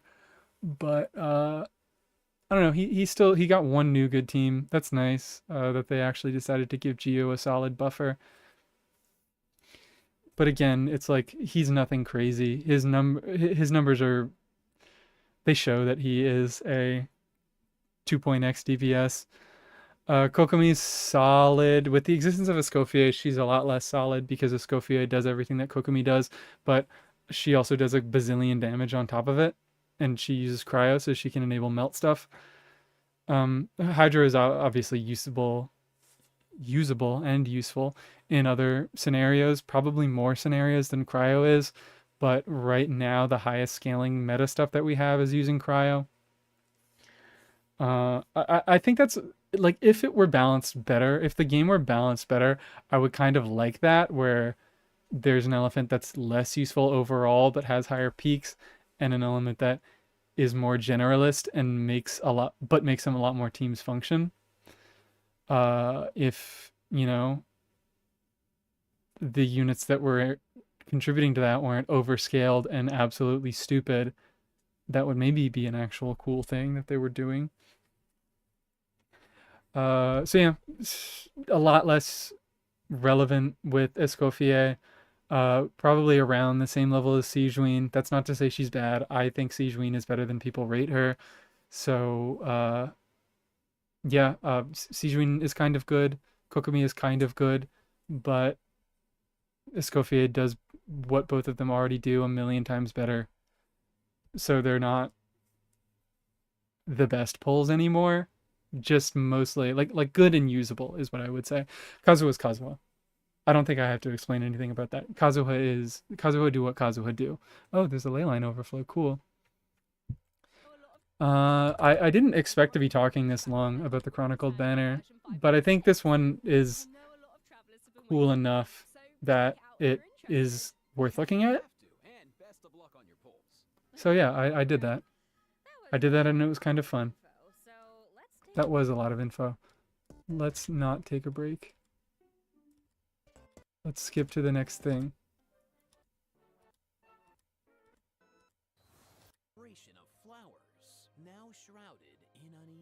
I hate this voice. What?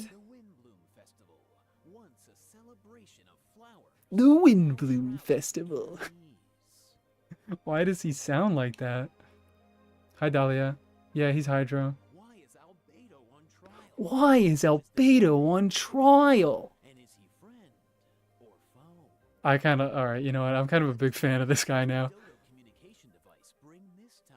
What tidings does the Dodo communication device bring this time? Please explain in excruciating detail why Kazuha is good. Yeah, you guys are a little bit behind now. Now because I'm...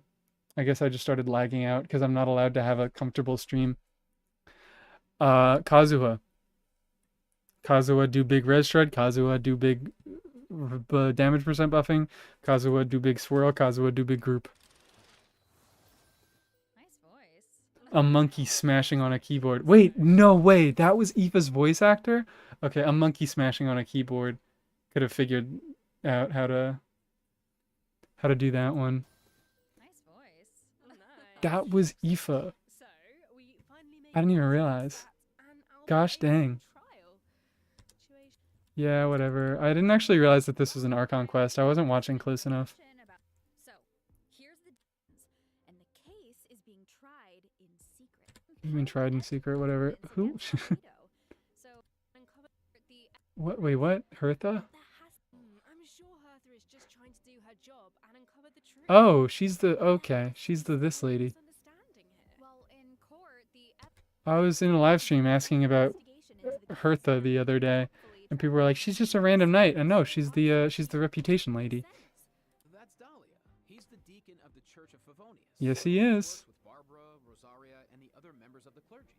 Dahlia acts as the herald of Barbados, which is interesting because he's also... I'm gonna take a quick drink real quick. Yeah, very interesting. He sounds like a very important figure then. Well, speaking of Venti, the Dodo communication device is back in his quest.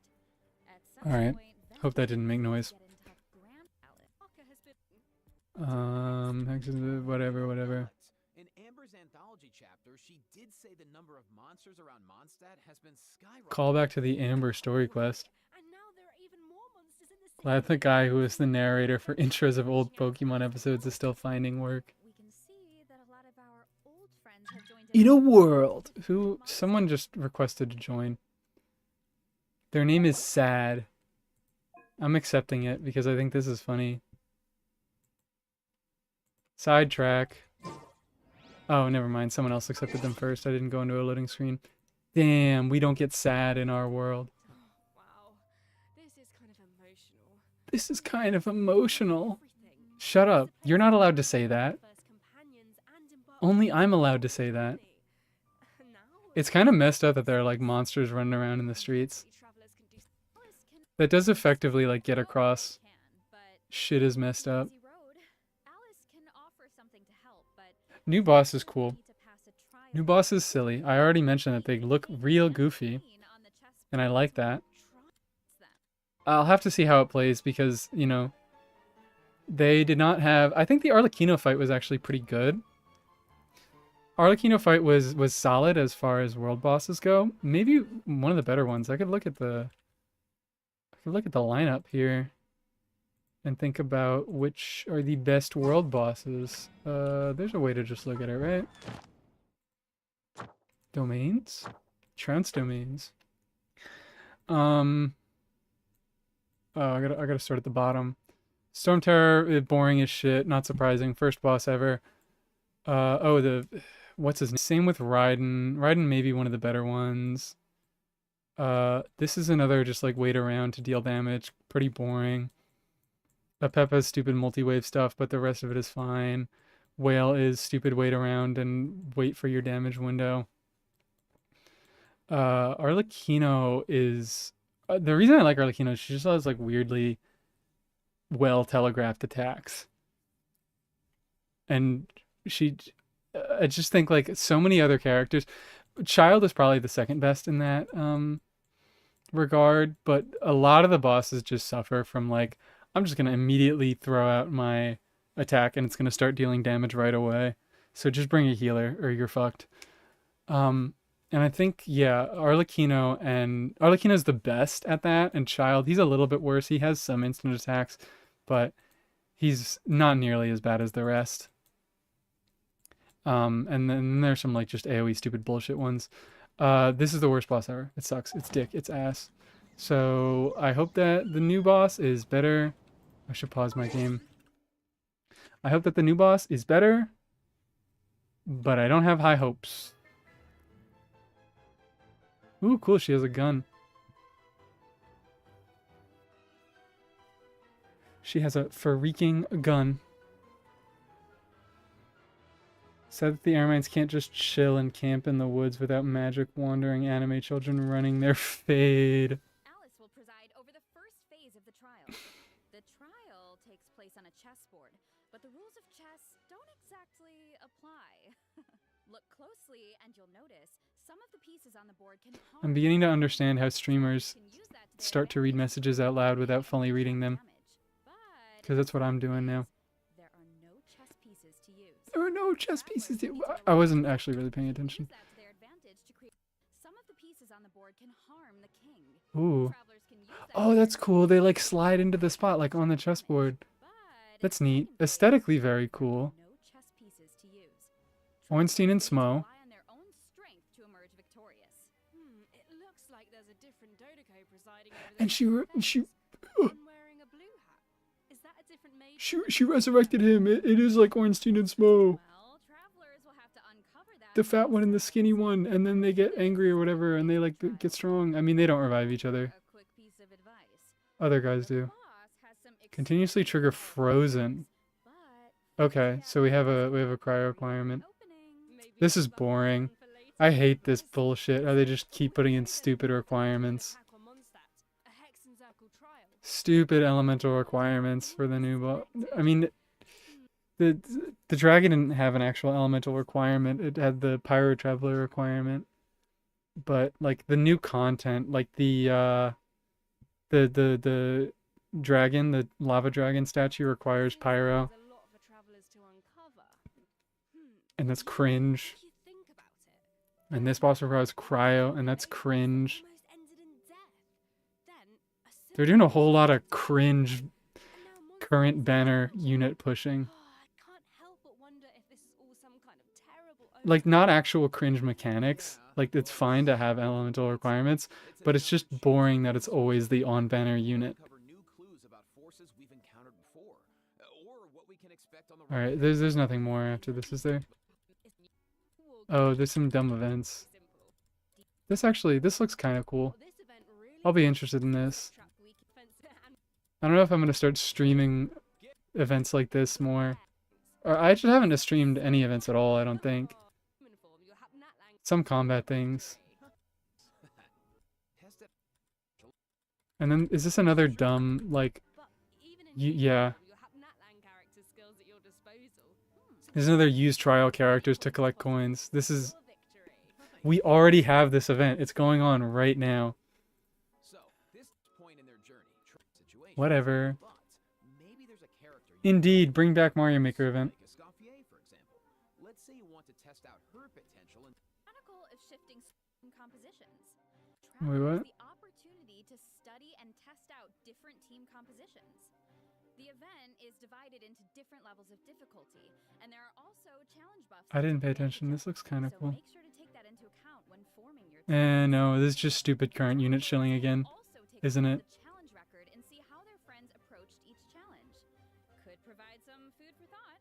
Yeah, this just looks like a normal combat event. All right, first, a new TCG. even more engaging. Are there any cool characters? Any cool new characters? Sethos! They have Sethos! I have to do. I never play the TCG, but I have to get the Sethos card. Yeah, character enhancement and Oh yeah, I also read somewhere that they were changing how their reactions work, which is like fine. Do it for the main game though. Turning in version 5.6, so don't miss out. We won't, and let's take our last break. When we Cool. Leyline overflow.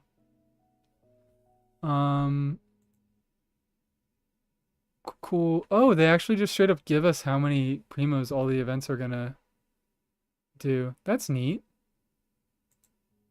It it shows just how little each event gives you, which is kind of funny. But good that they're being honest. Oh god, it did like the thing where my stream pretended to end itself again. Whatever. Whatever. Whirling Waltz. I really, I want to talk more about Dahlia. Give us Dahlia leaks. I don't care about Skirk. jump right into system optimizations. Some travelers provided feedback that the brilliant blessing enhancement Give me more process in twinks. Planetarium Theatre Lord was knows I need more twinks. which made it difficult to level up strategically. Okay, yeah, optimizations. It's cool they let you restart. This is a cool new UI. They let you restart from the last floor, which is nice. And they give you the elixir. And I have some things to say about the elixir. I'm not going to go on too long because I have a video recorded. I've been procrastinating on editing it. So, it should come out tomorrow. I want to edit it tonight and it should come out tomorrow, but it is my elixir video. And I'm talking about why like elixirs, they don't suck, but they're not nearly as good as people make them out to be. And I don't want to talk again, like I'm just going to say most of this in the video, so I don't want to talk way too much now. But it's like people use them in the wrong way. Their expectations are too high and they not necessarily end up wasting them, but I think you can find value in elixirs that is not just like trying to craft the perfect like onset goblet or bullshit like that. I view elixirs as a bonus. Yeah, I mean, yeah, they are just a free extra reward here. But I'm talking about in the kind of a community perception because people really do use them and they're like, it's gonna be the perfect main stat and substat and it's gonna roll all into crit, and it's like that's not gonna happen. You're gonna be disappointed. So use the systems that were put in place in a way that makes sense. And I can't talk about it too much because I don't want to spoil the video tomorrow. Because they're a good resource. They are a good resource, but they're not as good as people think they are. And because people use them in that weird way, they become worse. I'm being cryptic. I have to be cryptic. But yeah. I don't know what I'm talking about. The thing I really don't like, I guess I have to spoil a little bit. You need to tell me what to use them on. I have like 10. I can talk about it a little bit because the guaranteed rolls, I mentioned it. The guaranteed rolls are treated like pity. It's not like your first two rolls are guaranteed to go into the stats that you picked. It's like if you missed your rolls on the artifact for the first three stats, the last two, or the first three rolls, if you missed let me recollect. If your first three rolls on your artifact missed your selected stats, the last two are guaranteed to go into your selected stats. But if you hit your selected stats on one of those first three rolls, then the last two rolls are just random. So effectively, which like in that case, your first three rolls were random and you just happened to get lucky and hit the right stats, and then your last two rolls are random. So an elixir piece is in essence no different from a just an artifact you randomly farmed. But if you did miss the first three rolls and you were gonna miss the last two rolls, then this new system saves it so that the piece isn't complete ass. It's gonna be like at least a little bit okay. It's gonna be usable. I used 4 on a Zhao goblet and was so ass. Yeah, I think the goblets especially are such a scam. The goblets costing 4 is ridiculous. I only ever use them on timepieces. I'm spoiling the video a little bit here, but whatever. Yeah, you'll see the video tomorrow. It'll be better thoughts. I'm so happy you like Xiao, Nahiba. I also like Xiao. I think he's silly. For maximum value user elixirs, yeah. That's sort of the thing is like get something where you'd be happy with just the main stat and you don't necessarily want to be looking for good substats. I'm spoiling everything. Use them as an excuse to not farm domains. Use them to be like, okay, I have 3 good pieces from this one set. I don't want to farm for a gazillion years to get the final good piece, so I'll use my elixir and I'll get something serviceable so that I don't have to sit in that domain for another year. It's a time saver. It's not going to get you a crazy artifact, but it's going to get you a good enough artifact to like be okay with for the time being. Which in that way it's kind of like it's a horizontal investment type of thing where I mean, just as I said, you don't want to be looking at it for, you don't want to be trying to get a crazy, disgusting, stinky piece with your elixir because the chances are the exact same as they would be on a regular artifact. So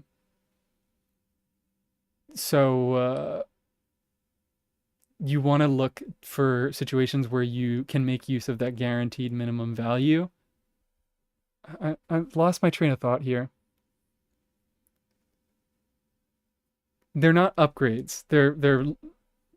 They should be used for building out your account and giving you more artifacts for your options, which it's cool that they're giving them as a reward for Imaginarium Theater because that's the horizontal investment mode. But the thing is that they're only giving them away for 9-star clears. I'm just spoiling most of my video at this point. Whatever. It's going to be better edited and people aren't going to watch the live stream as much anyways. It's cool that they're giving they're giving the horizontal progression reward for the horizontal progression mode, but the only people who are going to be able to get the 9 stars are people who are already well invested and need it the least. So it's much better for earlier players who can maybe who would be able to use that elixir to horizontally invest faster and make usable units faster and potentially clear Imaginarium faster. But the fact that it's gated by such high requirements just makes it kind of not useless, but like it just feels weird. It feels bad. It feels stupid. Still watch your video. I need the context to think of goblin shit to comment. Okay, thank you. I still haven't, I don't think I have an intro bit for it. I need to still think of a joke. 1 elixirs to waste on more Xiao goblets? Yeah, sounds like a great idea. Sounds like something that you should definitely keep doing and that I wouldn't recommend against.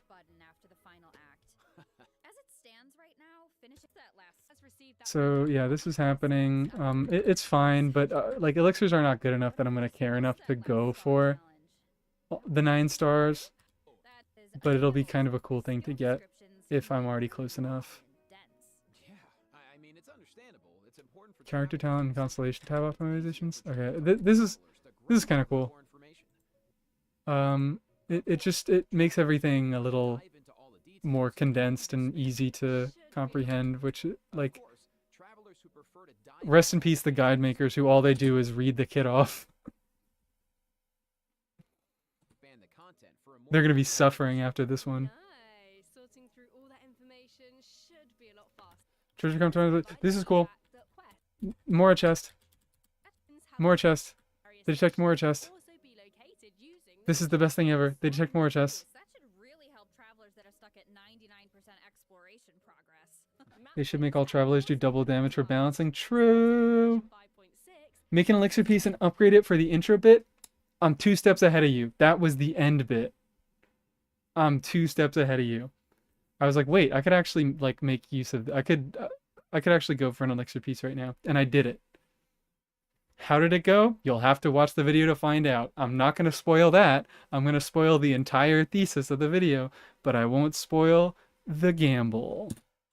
Now delete custom pins in batches. Ooh, that should make it a lot easier to start fresh. This is Someone really likes to go ham with the markers. I don't know. I do go ham with the markers, but the way I use them, gotta show it off. The way I use them is for exploration. So I like go through the map and I check them off one by one. So batch deletion isn't important to me. Just give me more. I need more than 250 pins. Give me 1,000. Like, why not? Especially when the map is getting bigger and bigger. I need them for more scenarios. I don't even know what this is here for. I'm keeping it because I don't know what it's there for. Also, I can delete this because that was there for an achievement. Whatever. Give me more pins. Stop making That wraps up our stupid system decisions. optimizations. So now it's time for some out-of-game news. I wish I had the pin That's problem. right. Start Fun using your facts, pins. Pins are so much fun. generation news to share. Genshin Impact. Whatever. Collab. Make the elixir piece at the start and end by feeding it to a random maiden feather. You see, I would, but I actually did need the piece. Elixirs aren't so useless that I was happy to completely throw them away. Like, they still are valuable, See album but they're not various tracks. as valuable as people think they are. Me too. To meet a Scorpion. Which, that's so weird. The people use them in a weird way. People, God. People think they're more valuable than they are, and because they use them like they're more valuable than they are, they become less valuable. Because they try to use them to get upgrades for their already good pieces, and then those pieces just end up becoming foddered. Like, elixirs are useful if you don't waste them like that. It's been so much fun working. Full and creative. Program, new answer. Oh yeah, and then Song of the Welcome Moon. Okay, whatever. That's it. That's all that there is. And I gotta pee, so I actually am gonna take a quick break. Gotta get at my screen here every time. Every gosh dang time I don't have my hard drive plugged in, and then I have to plug it in so I can do my funny screen. Where is it? Where is it? I lost it.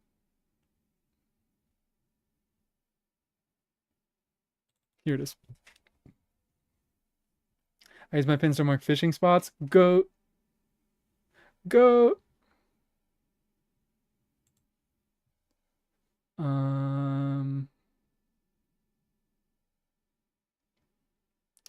Where is it? There it is. Womp. See you in a moment.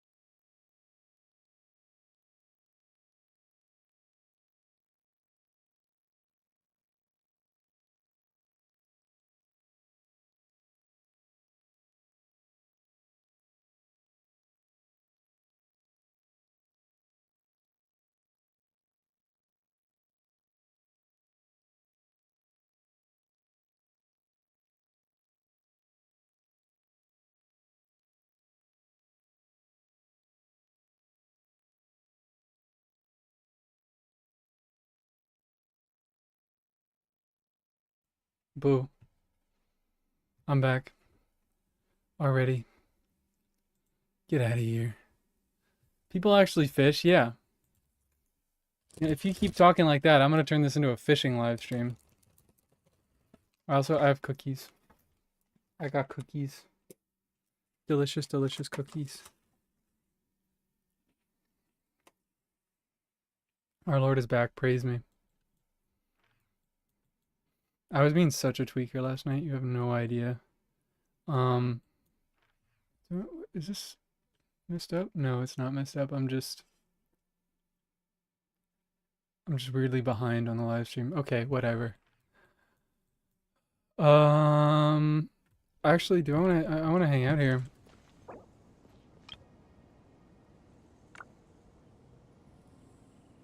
Yeah,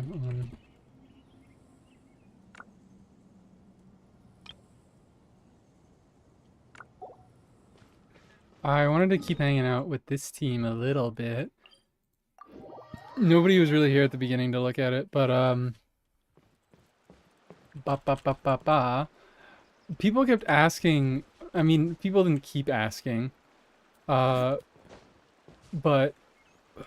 what was it? You, SJ? It was someone. I'd swear I thought it was someone here that was asking. It said like, it's stupid that Auron isn't a Hyperbloom support.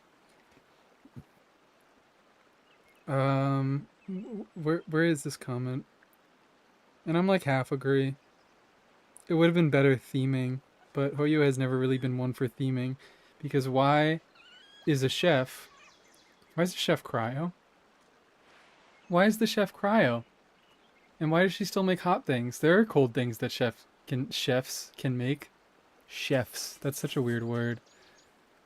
Was it you? Having a favorite Engagement animal overview? or I need to vegetable check. food can help us recognize what kind of people we want to become. E can absolutely hyper. Oh yeah, E can hyperbloom. Yeah, okay, that's what I was looking at. Because I said that the only consistent way he can trigger the hyperblooms is with his burst, and I left out his E because his E only fucking hits once, so it's not a very good hyperbloom trigger. Where is this? No, it was Starshade. My bad. Sorry, I'm getting y'all mixed up here. Got too many fans. I'm getting too big. Talking about, yeah, he's not a hyperbloom quick bloom buffer given his veggie hyperfixation. And someone else asked if he would work for hyperbloom. And I was like, not him himself, because he's not a good hyperbloom trigger. His burst is the only good way of triggering it. His skill can, which I need to reply to that comment now and be like, yeah, it can, but it's not good at it. But I was like, well, maybe he isn't good at triggering hyperblooms, but maybe you can like make that into a good thing, because then you can just use scroll and make it a quick bloom team, and he can then buff your on-fielder. Whatever, you guys see the idea. He doesn't interfere, he doesn't yoink any hyperblooms from you, and he buffs your unit that actually is doing both talent and hyperbloom damage. Shincho's skin low-key look worse than his base skin? I'm not hearing that slander. I'm not hearing that slander. Oh, I've clicked the thing. What is this? What is this? This is like a dapper young man right here. This dude, he looks like he forgot to take the like when you go to the laundromat and you get that plastic covering, he looks like he just like put his shit on and forgot to take it off. Is the dapper? Yes, the dapper is in the room with us. The dapper is taking up he's flooding the building. You just don't understand the vision.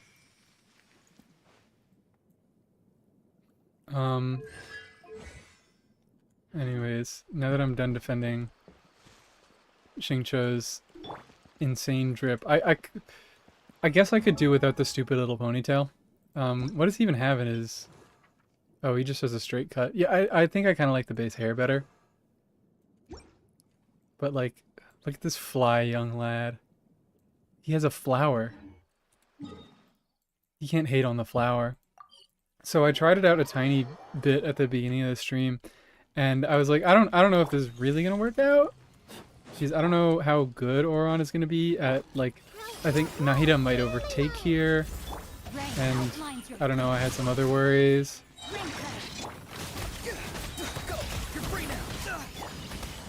Hey, what? Hey.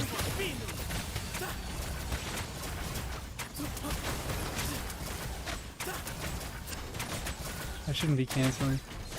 It's like actually surprisingly, let me check my inventory. I get all the damage bonuses. I get Hydro, Dendra, and Electro. So like this works. And I get to build a ton of EM on Sethos. Both because he's triggering a lot of Hyper Blooms. He also does his whole talent damage scaling thing. But also this is giving him damage bonus, so he's not suffering so much. Just suffering a little bit. And this is like honestly surprisingly functional. It's working a lot better than I thought it would. Make yourselves at home. I need to like work on the rotation. Time to say hello. Way ahead. Like maybe I could end off with doing a few like charge attacks or something. To like pick up blooms or whatever. But this really, it's working surprisingly well. I'm kind of enjoying it. I don't know, I could try it against the current Abyss. I'm not going to get far, I know. But, because, you know, Tolpa first floor, so Xingqiu isn't doing anything. But, and oh god, that would suck now that I'm thinking of it, because 2 floors are immune, and 1 floor is the freaking, is the robot. I guess Auron deals with the robot, but he still has 1 gazillion health. I might do a bit of that. Not that I'm expecting to 3-star clear, but at least like see how well it works. I really wish they would cut it out with the HP inflation, because it makes my scuffed teams not look as good anymore. Like, they still function as good as they ever did, and maybe a little bit better than they used to. But because of stupid Mawika and stupid Escoffier just doing a gazillion damage for free, they're like, oh, we gotta bring up the Abyss numbers. We gotta make it so people can't one-shot everything. You designed the character to one-shot everything, and you're not letting people do it. Anyways, I might just do this for the second half so I don't have to think very much.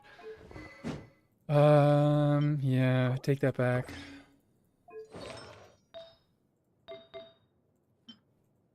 Why does Kachina have that?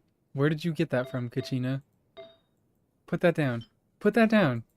You can't be trusted with that. You should be on Noblesse, right? I love swapping artifacts. This, do I have a good HP attack? I don't have enough artifacts to be leveling these to 4. That's still pretty good. I want to hang on to that, so I guess I will just do that for now.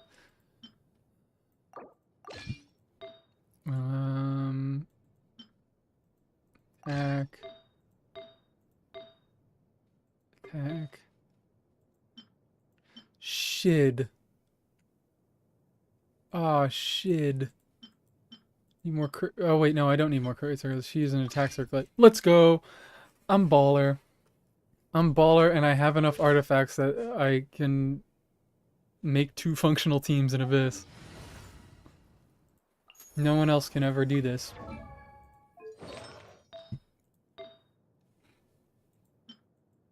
Take... Oh, no I don't. Xingqiu, you're gonna have to find another off piece. Sorry. Oh, wait. And I stole Emily. She doesn't need to have energy regen.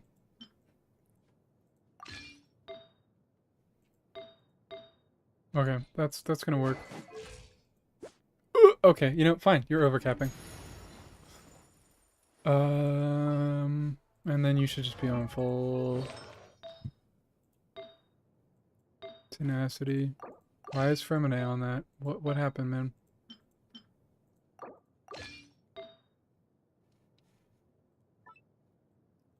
I know I have. It's like, it's this. It's this. Okay. Xingqiu needs an off piece. Come on, buddy. Come on, buddy.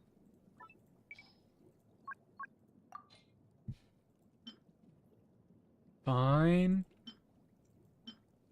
Fine. How does that look? Could be worse.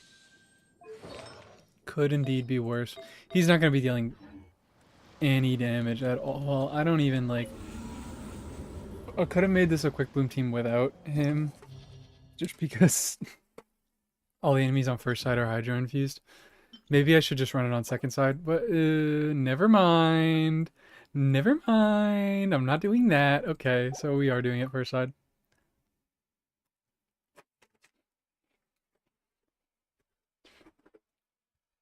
I'm having such a good time with this cookie. Okay. Ooh. What am I doing? Cephos. Nahida. Move some of this stuff around. And then second half is the Kinich team with Yan San. Beautiful.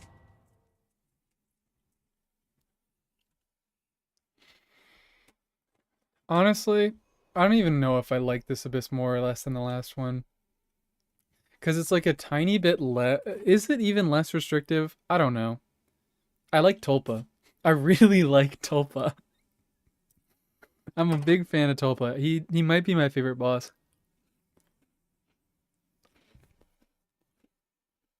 So maybe that's boosting my opinion of this Abyss. I guess skill damage is good for Kanich. And Nahida for one chamber. Do I even bother with Xingqiu? I guess for the defensive utility.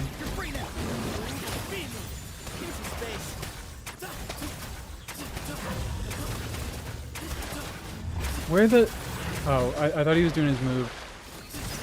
With the, what's it called? Where he like absorbed the little guys. Hey, whoa, whoa! Oh, also I should not be using his burst that close. Because then he just gets the... Is Nahida... What is going on with this resistance?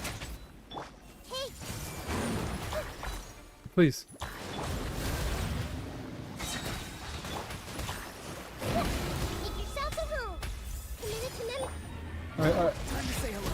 Should I just not use his burst at all then? I think I should just not use his burst at all.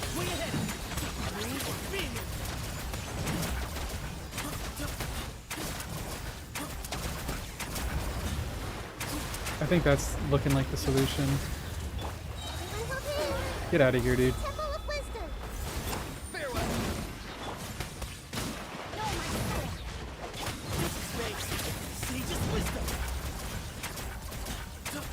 Yeah, I think I just don't use either Xingqiu or Oron's burst right now.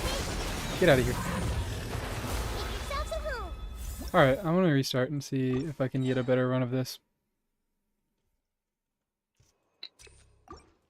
Again, I really don't know if I'm gonna clear.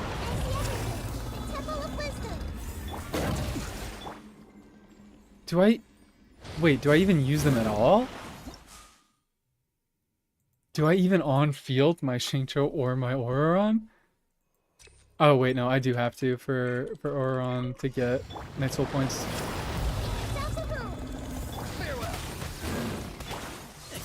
I didn't hit.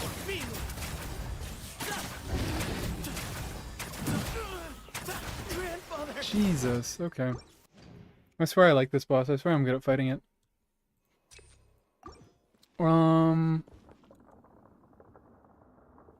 Why do I feel like my hyperblooms are not doing a lot of damage?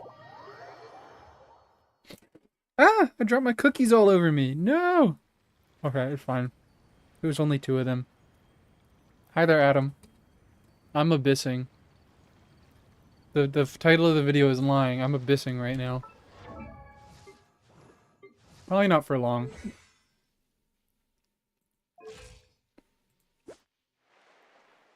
What am I looking at?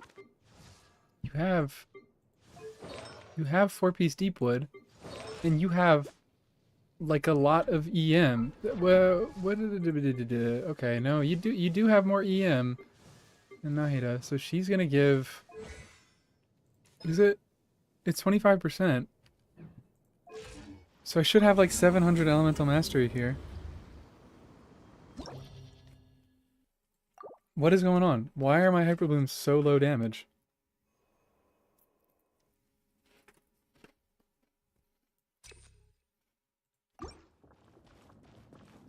I'll watch you yap about anything. Thank you. It means a lot. Ah, I was talking a little bit about this team. I'm interested in finding Auron or really Auron Quick Bloom context. Because people were asking about Hyperbloom and talking about the stuff that he can do in Hyperbloom. And I'm sort of right now, I can't swap to him because I'm in Abyss. God, I'm a moron. I think you can possibly maybe use Auron is not triggering. That's the thing. That's what because I was like he doesn't really have good ways to trigger hyperblooms, but you can use that in the opposite direction, where you can use his lack of ability to trigger hyperblooms to buff someone who is doing talent damage and triggering. So like here on him, I just do skill, not even bursting, because it would steal hyperblooms. Oh no. How much is that doing? Okay, 25,000. That looks more right. You know what if I did burst? Then he's just gonna yoink all the blooms and do, yeah, that's like doing 7,000 damage, so that's a big damage loss.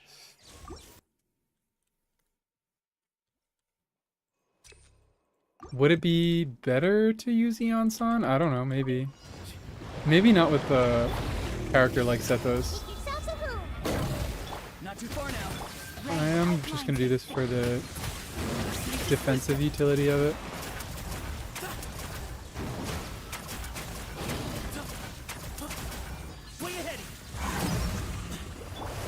Wee! Farewell. Oh no!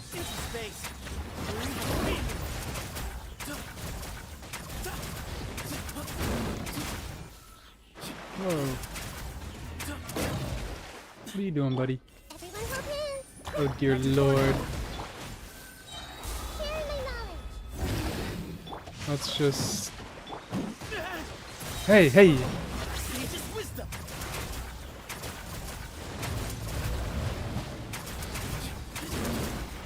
Let me get out of here. I did that too early. Hey, make yourselves at home. There's probably a way to make this work. Oh god.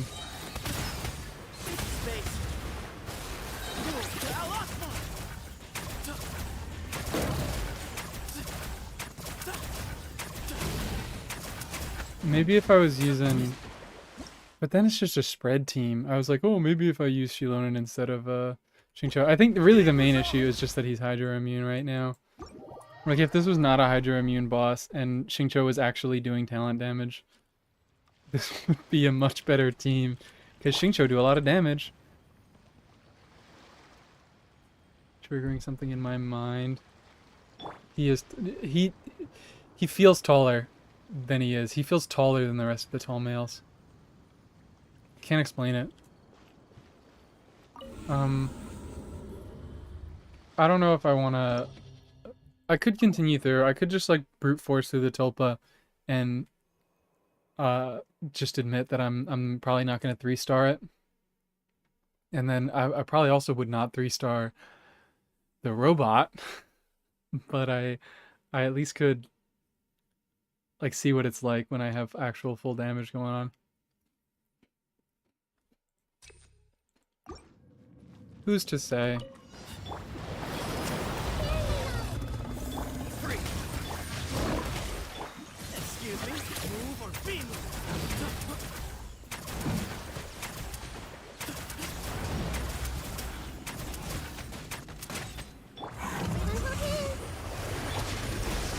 Whoa. The rotation is a little weird. I probably could also be getting away with doing a few like charge attacks or something with Sethos here. Good lord. Sethos is a little annoying using his burst play style as a hyper bloom trigger against this boss is the thing, because he shoots upward. I don't know why I quit, because I was just gonna try again. Why don't I press the restart button?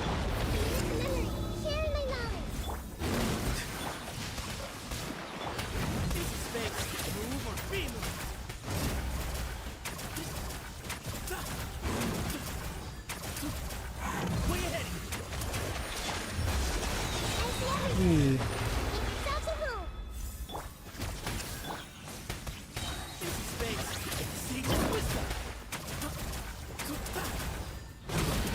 You can get really close. Ooh. How much damage was that? How much damage was that? Maybe I didn't need to start using Shinto just for the damage. Having a perma Hydra enemy is kind of cool. Yeah, that's why I like Tulpa. That's why Tulpa is my favorite boss. I think he is so cool. Like the whole boss design, he has really well telegraphed attacks is the thing. But like that's what makes him really function as a boss. But I think from a design perspective, it's really cool that the perma infused aura basically makes it so that either like he kills you in one shot or you kill him in one shot. He hits real hard, and especially with the existence of Bennett doing self-applied pyro, he basically can one shot almost any character with the vaporize. And then, but because he has that aura, you can get a ton of very good reactions off of him. Like Chevra's teams turn him into dust.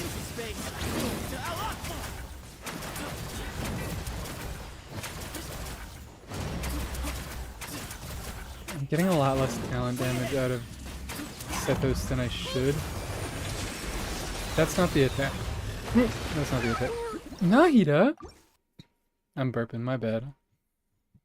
Excuse me.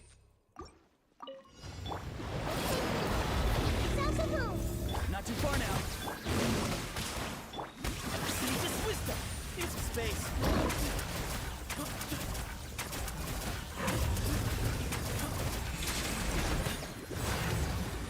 Okay, cool. Be free. Okay. No, don't do that. Oh wait, I didn't Nahida burst. I forgot that I needed to. She needs even more energy than I thought. Farewell.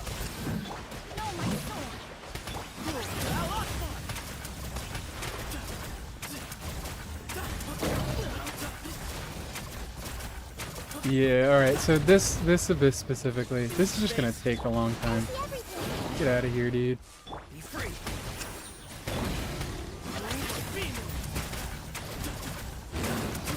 Not giving up. Whoa.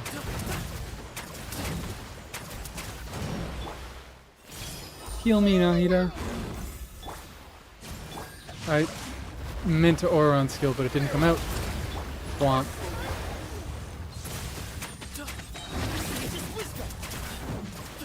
What, who are you shooting at?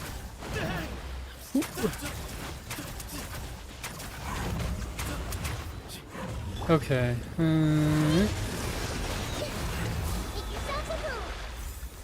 Also, only having Prototype Amber Nahida as your defensive option could be better. No. Don't do that. Not too far now. Let me weave More it. Xingqiu. Where are you going?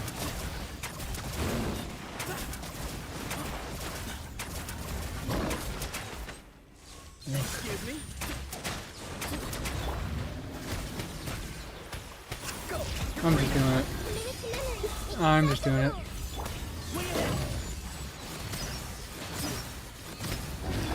What if I on-field aura on and... Okay, well, like, this clear is already cooked. I don't... Okay, cool. Try this Vis, but I think I have this thing called a skill issue where I use Xiao because this guy has 0 energy all the time. You really do like Xiao. Yeah, sorry. You do have to build, like, actual... Not a lot of energy recharge if you're using, what, Farazan, Shanyun. But you have to build some, a tiny bit. Is he an 80 or an 80 cost?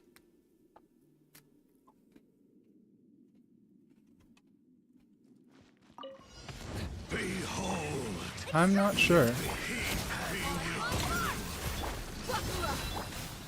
Got him cornered. I'm gonna miss. I got him cornered. That's gonna be gone at the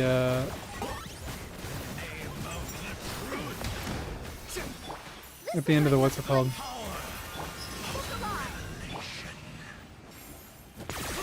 Ow! He's a 70 cost again. But the I've got him cornered is gonna be gone at the end of the patch when Kenichi gets all of his lines replaced. Yeah, bursting. I'm already out of the star.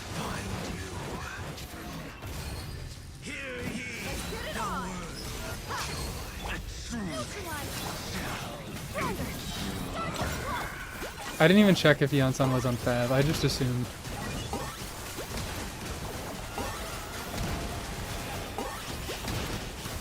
You just missed. You just whiffed. Oh, wait, what? Cool. Quick as a flash. Let's move. Buckle up. I got him cornered. Emily, our goat?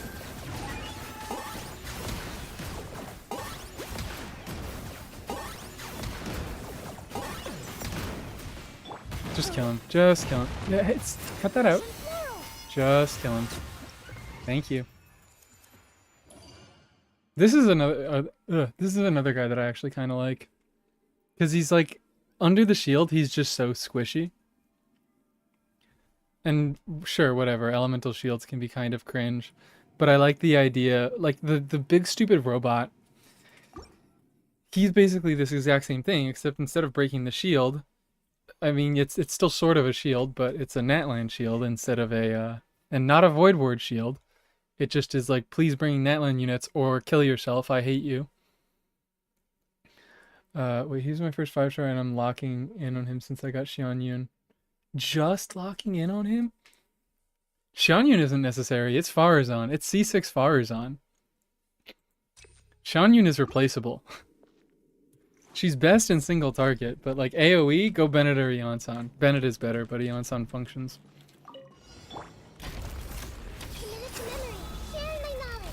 Rain outlines your face. Rain cutter. Free. Tell me what you see. This is just like not a... I just shouldn't be bursting on Auron.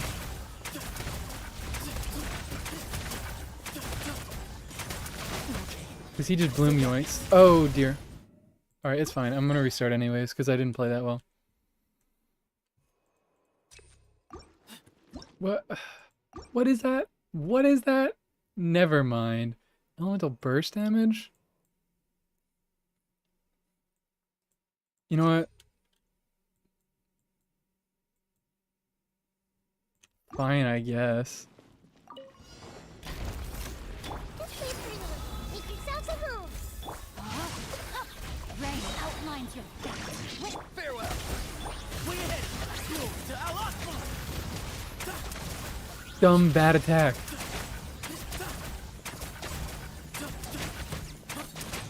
Excuse me. Alright. Do your thing, do your thing, do your freaking thing.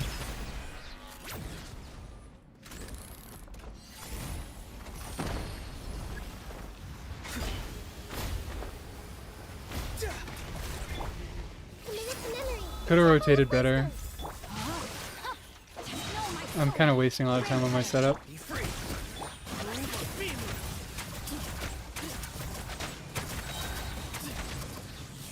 Oh, Where you headed? yeah, whatever. It's robot. Oh, I hate this. I hate this stupid boss. It is so garbage. Maybe that's my actual rotation, so Oron doesn't steal any blooms.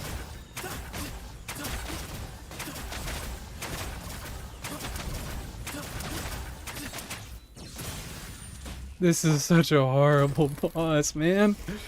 It's like insane. It is truly insane how they managed to make every aspect of it disgusting. Bro, sharing my knowledge. Not too far now. Rain outlines your face. Let me. Excuse me. Over me.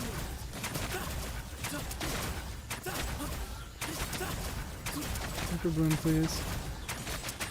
Where you headed? Commit it to memory. Make yourself at home. Farewell. Please. Witness power. Space. To Allah.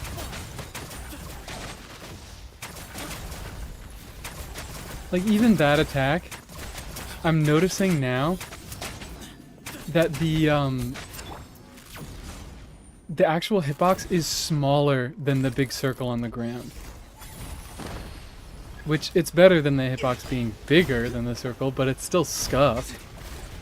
Be free. Wait, hurt a little. I... Okay, I didn't, like, realize that. I didn't do anything bad there. I just kind of was being stupid and not paying attention.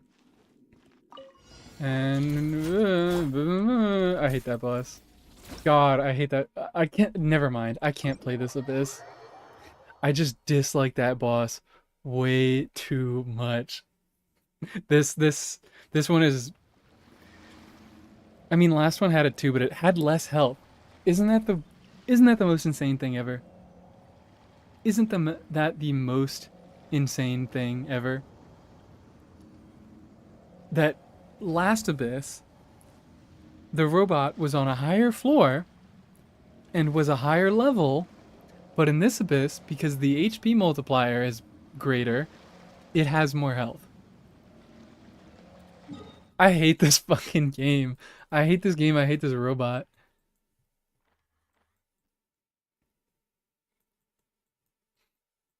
You know what? I was gonna hold myself back, but I'm doing a rant. I'm doing a whole rant on this dumbass boss. Because why does this boss require you to use a Natlan character? Well, first off, I didn't exactly know before how the bar mechanic worked, and I thought you only needed a Natlan unit by nature of needing someone to climb the pillars. And I was like, you know what? I guess that's kind of cool, because it doesn't straight up say you need a Natlan unit. And, it more incentivizes characters with vertical mobility, which is mostly Natlan characters, but there are Natlan characters without that, and there are non-Natlan characters with that, so whatever. That attack is also stupid. Wait, I need to watch this back on my stream. There's no way. There is no goddamn way. That little stupid jump in the air it does when it gets stunned, I was like, it's so stupid because it makes characters' skills miss all the time. Auroron's lightning bolt, which is an auto-targeted material, missed it and did not deal damage when it was jumping in the air. What is wrong with this robot? Anyways, so I figured out eventually that it did just straight up need Natlan units, and even then, it's not all Natlan units, because Natlan units that can't stay in their Night Soul state for, what is it? It's like 12 seconds?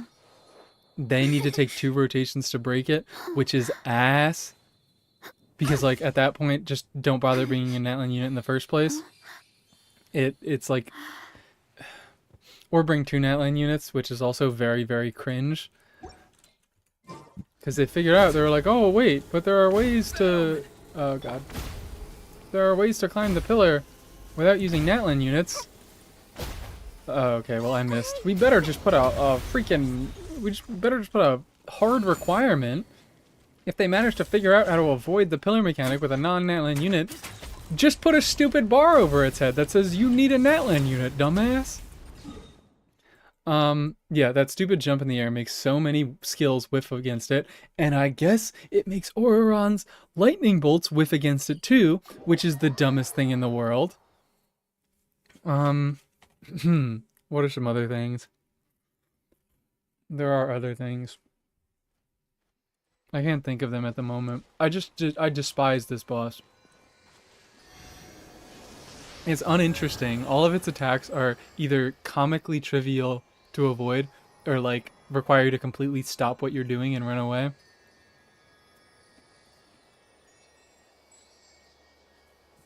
It's boring. It's boring, it's restrictive, it's ugly, it's jank. This dude sucks.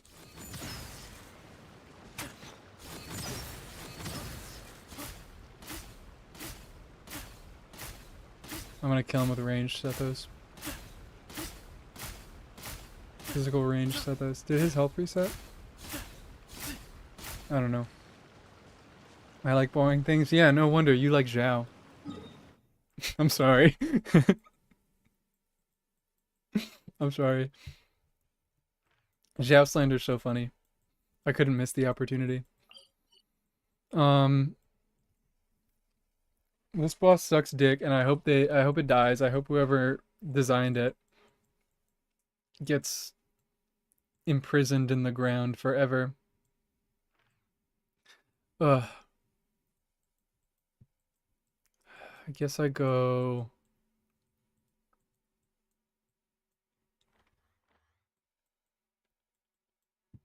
Can I one rotate? I'm gonna one rotate this guy so I feel better. Emily mid. That's what's gonna be carved on your tombstone. I hope you know that. I can't be saying shit like that. I don't know if I can be saying shit like that. I love making threats, but maybe it is not befitting of a content creator. Okay. Give me particles. You brute. You big foolish brute.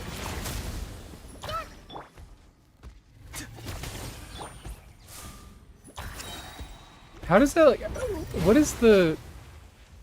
I still don't understand how Nahida's particle generation works. I know it's based on when you trigger the mark, but it feels like random. Because, like, sometimes it's the first trigger, sometimes it's a second. Do I need to look this up? Do I need to look up how Nahida works in 2025?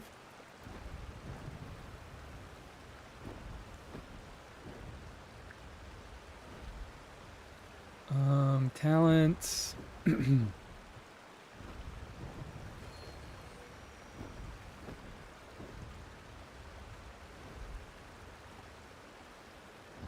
is it? All schemes to know. All schemes to know. What a name for an ability. When Trikarma Purification hits at least one enemy, it generates 3 particles. It has a cooldown of 7 seconds. Okay, that explains things. That's ridiculous. Okay. Why did it, like, what was their thing with just not making them give Archons abilities that don't generate particles on skill cast? I guess that wasn't really unique to Archons. But 3 in a row. I see everything. Share my knowledge. Zhongli. Actually, wait, no, 4 in a row. My bad. I forgot about Raiden. I forget that she's an Archon a little bit.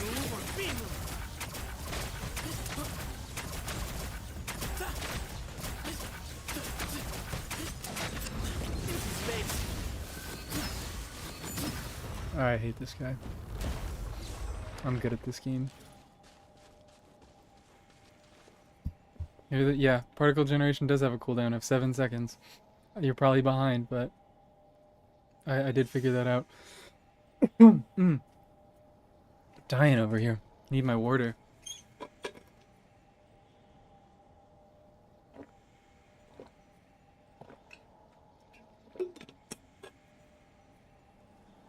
Okay.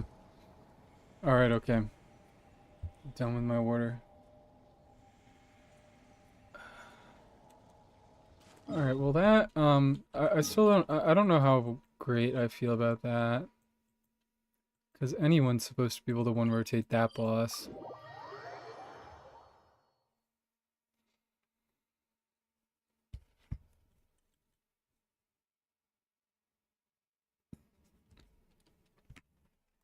Maybe I gotta do a little more testing. Hyperbloom, or Sethos is a Hyperbloom trigger is kind of weird in general. Because he tends to Make yourselves a home. aim upwards at bosses. Farewell. So Way ahead. Duel to Allah.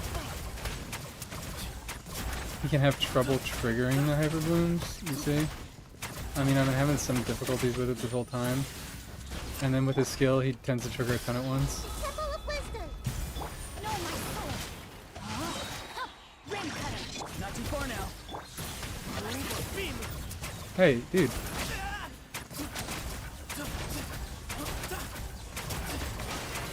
Okay, cool. I like it. Do I still have all my buffs? He did not get a Hydro damage bonus that time.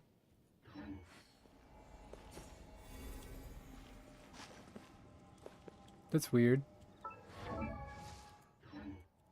I guess as long as he consistently gets the Dendro, it feels a little more important than the Hydro. This is a cool team. I kind of like this. Maybe I'll do something with it. Maybe I'll make a little video. Who knows? Did I have anything else? I'm probably gonna end stream soon. But I want to think. I did. I did want to do nuke stuff with Chongyun. What set does Chongyun even use for nuking? It's not gonna be Emblem, I don't think, because he doesn't have significant energy needs. Let's just start off with Chongjong. Present. I am gonna want Benny. You want me on your team? I am gonna want. I think I see the nuke setups with Kazuha. Belonen could be Great. easier. I Okay. don't know. I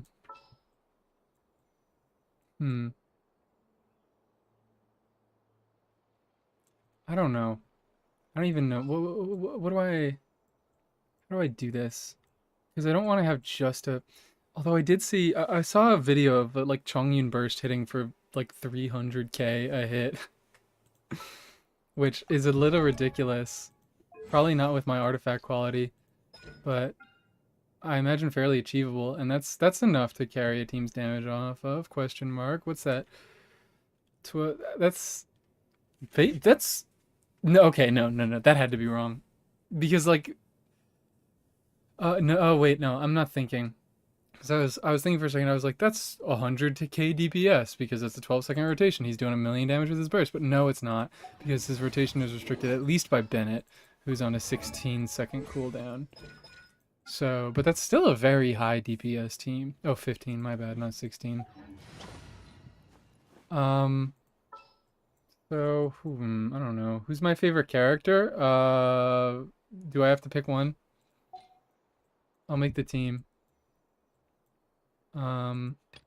Sorry. You know what? Should I keep the fidget team? I'm not gonna keep the fidget team. Between. Oh, she's right here, so we'll do her. Pleasure is all mine. Emily, Sethos. Cool. The boss. Lenny's fallen down recently. I still really do like Lenny. Lenny, Prepare to yeah, be Lenny will go up amazed. there. And then it's weird. Do I have a character that I like more than Risley? Probably. I feel like I should, but maybe I don't. I like Fischl. I really like Fischl a lot. Um, probably Emily though. If I'll do the my if the best, shirt but couldn't tell you, can't guarantee a victory. Emily is probably my favorite character. But Sethos is not far behind. If he is behind at all, it can probably change based on the day. And these two guys, honestly, honorable mentions. I do really enjoy how both of them play, but I feel like neither of them have the same flexibility that Emily and Sethos do. And flexibility for shenanigans is like my number one desired trait for a character. Where's my man? Literally Sethos is right there. You must be far behind. My man Sethos is right here. On par with Emily, most likely. Shenanigans I think I can do with the Amiko. I don't know too much about. I maybe want to talk a little bit about this. We'll use Lisa as a stand-in here. Particular shenanigans? I don't know. It sort of comes to like, what do you define as shenanigans? Because like the things I'm thinking of doing with her are just actual like kind of good teams. Um, I really want to do Plungy Eye. I want to do Plungy Eye so bad, which would be Oron is actually in that team. What's the occasion? Sean Yoon and Farina, of course. Try to keep pace. It's just because like Witness my so many people like magnificence. Plungy Eye, and I was sort of for a while I was a little confused, but I was like, oh wait, it's because her skills are constantly going off and dealing damage, and she actually gets to on field, so she like benefits from uh on fielder buffs through both her what am I talking about? What am I talking about? She has a lot of damage going on, and she benefits a lot from on fielder buffs, things like that. I don't know, cool way to on field Yai. I would really like to try it out. The other, the main thing. This wasn't actually the main Poisonous thing, mushroom this time. but it was one of the things that I wanted to do. Was In the name of the princess in. Tainari quick swap team. This was the original idea that I had, is what I should say. Hopefully this won't take long. This was what made me want to go for her in the first place. I like quick swap DPSs. I think they're cool. And Tainari Yai is kind of one of the original combos, which is weird to say because it only became available 2 years in. Also, Overload is apparently a pretty good thing that she can do, so I would have to mess Alright, around more team, with let's Overload to move figure it out up. exactly what I wanted out of it. But I at least know that I want to try it. I'll bring my seasonings. Shenanigans, I could probably come up with shenanigans. I really want to do Dea stuff, because Dea is another quick swap DPS, but I don't freaking have Dea cons. And she needs cons to do real damage. Did I give my thoughts on Escoffier earlier? I don't know if I did. I don't. I think I did. I don't know if it was any sort of in any sort of condensed form, any clickable like YouTubey form. I don't like her. I don't like her from a balance perspective. I don't like her from a design perspective. I think her kit plays out in a very boring way, and I think she does too much. I think she's too good outside of her niche.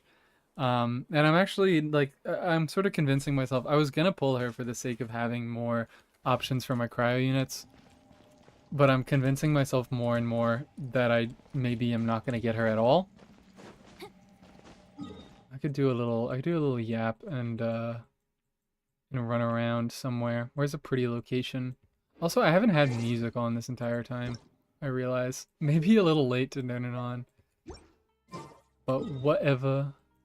Whatever. I'm gonna run around Leeway. I was originally gonna go for Escoffier, like as I said, more options for cryo teams. But I feel like she would just end up. This isn't a good comparison because I really like Chiori. I think she's a lot of fun. I like her character. I don't use her all that often though because her kit is a bit boring. You know what? Maybe I do that. Maybe I take Chiori out. Maybe I unbench the Chiori. The C1 Chiori.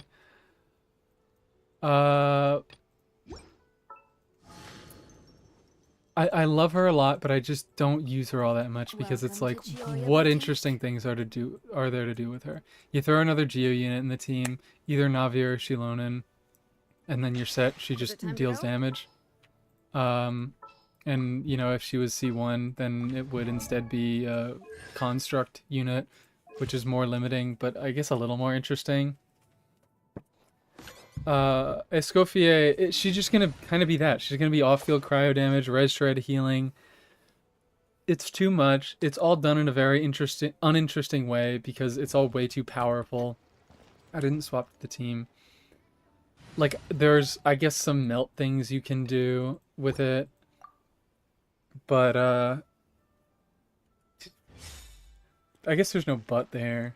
You just can do off-field melt things with her, but I just think I would rather do Rosaria, even though she's worse.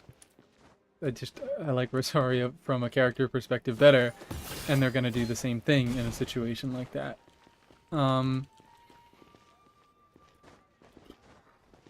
Is that it? I guess that's it. I think she's boring. I think she's overtuned. I was gonna go on her banner a little bit to see if I could maybe grab her early. I don't have any sort of guarantee, and grab some IFA copies along the way. But now that the Chronicled banner has dropped, and I am very interested in getting Yai, I think I'm just straight up skipping that banner. Maybe I'll toss a 10 pull its way. I'll have to see what my wishing economy is like. But I might toss a 10 pull to see if I can snag a spare IFA. But I'm not going to go for a Scoffy anymore. If I really want her, I could go on a rerun. And maybe by the time she reruns, I'll just have figured out that I really don't like her and I don't want her at all.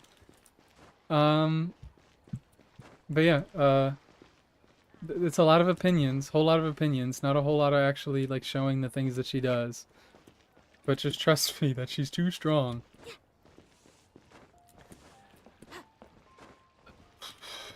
I want to use more Chiori. That's the thing. Every time I think about I want to use more Chiori, I just can never think of a scenario of like, this might be cool. This might be interesting. Oh, I could use Shatter Chiori. I technically could. I would just want to use Shat Beto instead. She's probably going to rerun soon? Yeah. Especially, I mean, depending on if she does well, I think she could rerun very, very soon. With the whole Skirk is about to come out, I think she might easily rerun even in like 5.8 or the early 6.x patches. Skirk seems to be a very popular unit, and Escoffier actually is a dedicated buffer for Skirk, which I shouldn't say actually, because Escoffier, not necessary to Skirk teams, but I think the synergy is very, very clear, and Escoffier is easily the best support for Skirk teams. She's best in slot, at least. I don't know. I'm just talking.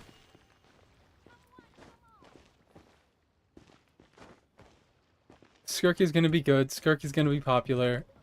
Escoffier is probably also going to be popular because of that reason. They'll both rerun soon. Although Mawika still needs her version rerun.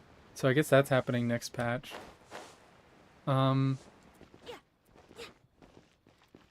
She really is just like...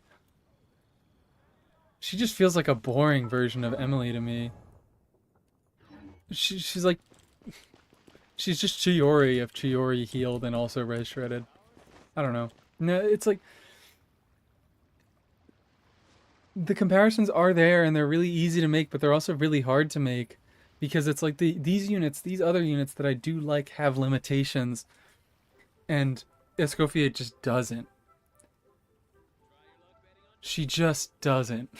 She just can be used basically anywhere. She's best in freeze teams I shouldn't say freeze teams. I should say cryo and hydro teams because they don't incentivize that you trigger freeze. Excuse me. But those are the teams where she does the most res shred. But that's it. That's the only limitation that she has to those teams. She still has the same multipliers outside of those teams. She still has all the same healing. She still has the same kind of crazy application. She doesn't need energy to deal her damage. She just does it through her skill. Only needs energy if she needs to burst. Which, to be fair, you probably are going to need to build the burst on her, because that's where the heal is, and you're going to be running her in Farina teams. Again, her healing, it's not even single target. It's not even like they tuned it down for the purpose of Farina teams. They specifically made it full party so that she would be very, very good with Farina. It just it feels very like plug and play. There just is not a lot going on. If I wanted to watch cutscenes and have things die, I would play Star Rail. I want to have interaction between my characters. I don't want the perfect support to mesh perfectly with this other DPS, and then no reactions ever need to happen. No, I don't know. Like, you don't need to think about your healing. You don't need to think about anything. You just do a lot of damage. It's so fucking boring. I think it just is like, it's such a shitty design. And I don't want to see more supports go this direction. I want to see more interesting things out of this game, because they've done a lot of interesting things in the past, and Escoffier is just powerful and uninteresting. But realistically, if she's lacking any part of her current kit, wouldn't be a niche character. I don't quite know what you're saying there. She's lacking any part of her kit, wouldn't be a niche character. She would be a niche character. Like, I'm fine with very powerful characters. Not fine. Like, I am fine with very powerful characters only being strong in a niche. Like Chevreuse. I think Chevreuse is really cool. And it's not only that she is powerful within her niche, but the need to trigger overloads to keep up res shred on her, or the need to trigger overloads to get your overcharged ball. So like needing to do it for your rotations. That stuff is all neat. It's all cool stuff that you need to think about. And she is also limited to only Pyro and Electro teams, so she is allowed to be as powerful as she is. Or I shouldn't say she's allowed. Of course she's allowed. I'm saying I am okay with it. That feels better to me. I wish that they did more with her to like incentivize using Overload as a source of damage, which they kind of did with the Res Shred and buffing Overload in general. Like, Overload is a substantial portion of damage. Xiangling's best build in Overload teams are EM builds. But I wish it was a little more something than making your big numbers bigger. There's enough going on in Chevreuse' kit, and there are enough limitations that I like her design, but I prefer it was something more like Nilou, where they change how the reaction functions, and not just make the reaction give a ton of stats. Or in Escoffier's case, not even the reaction gives a ton of stats, just having the right units in your team triggers the stats. It's just ugh. It's gross. Me no likey. Me really, really no likey.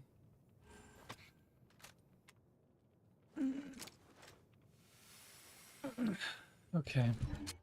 Alright. Is there anything else I would really like to say on the matter?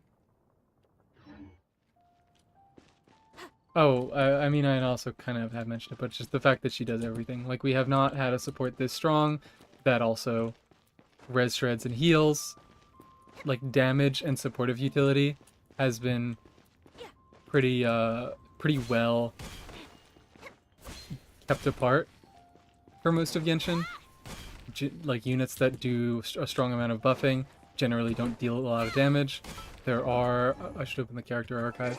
There are some situations like Seat Lolly, she can be built for damage, but her annoying ER needs make it kind of weird. And the damage that she contributes is not a large portion of your team's damage, but it is front loaded, so that's a good thing about it. It's mostly a cool thing you can do with her, and not something that she does automatically or that she is supposed to do. Like Seat Lolly teams that don't use her burst to deal damage are still perfectly functional. The Lan Yan is just weirdly overtuned. I mean, like not actually busted, not in a bad way. Her multipliers are just like strangely high because she hits so many times, especially with her C1. It's kind of funny that she doesn't as much damage as she does, but notably she doesn't offer healing. She does offer shielding, which is a defensive utility, but in the context of Farina, it is kind of worse, not objectively worse, because it gives you interruption resistance and blah blah blah, but generally worse. And notably, you also usually have to sacrifice the strength of her shield to build for damage, whereas Escoffier's healing and damage stats, it's all attack for her. She heals perfectly well when you build her for full damage, and you should build her for full damage. You don't need to build healing on her.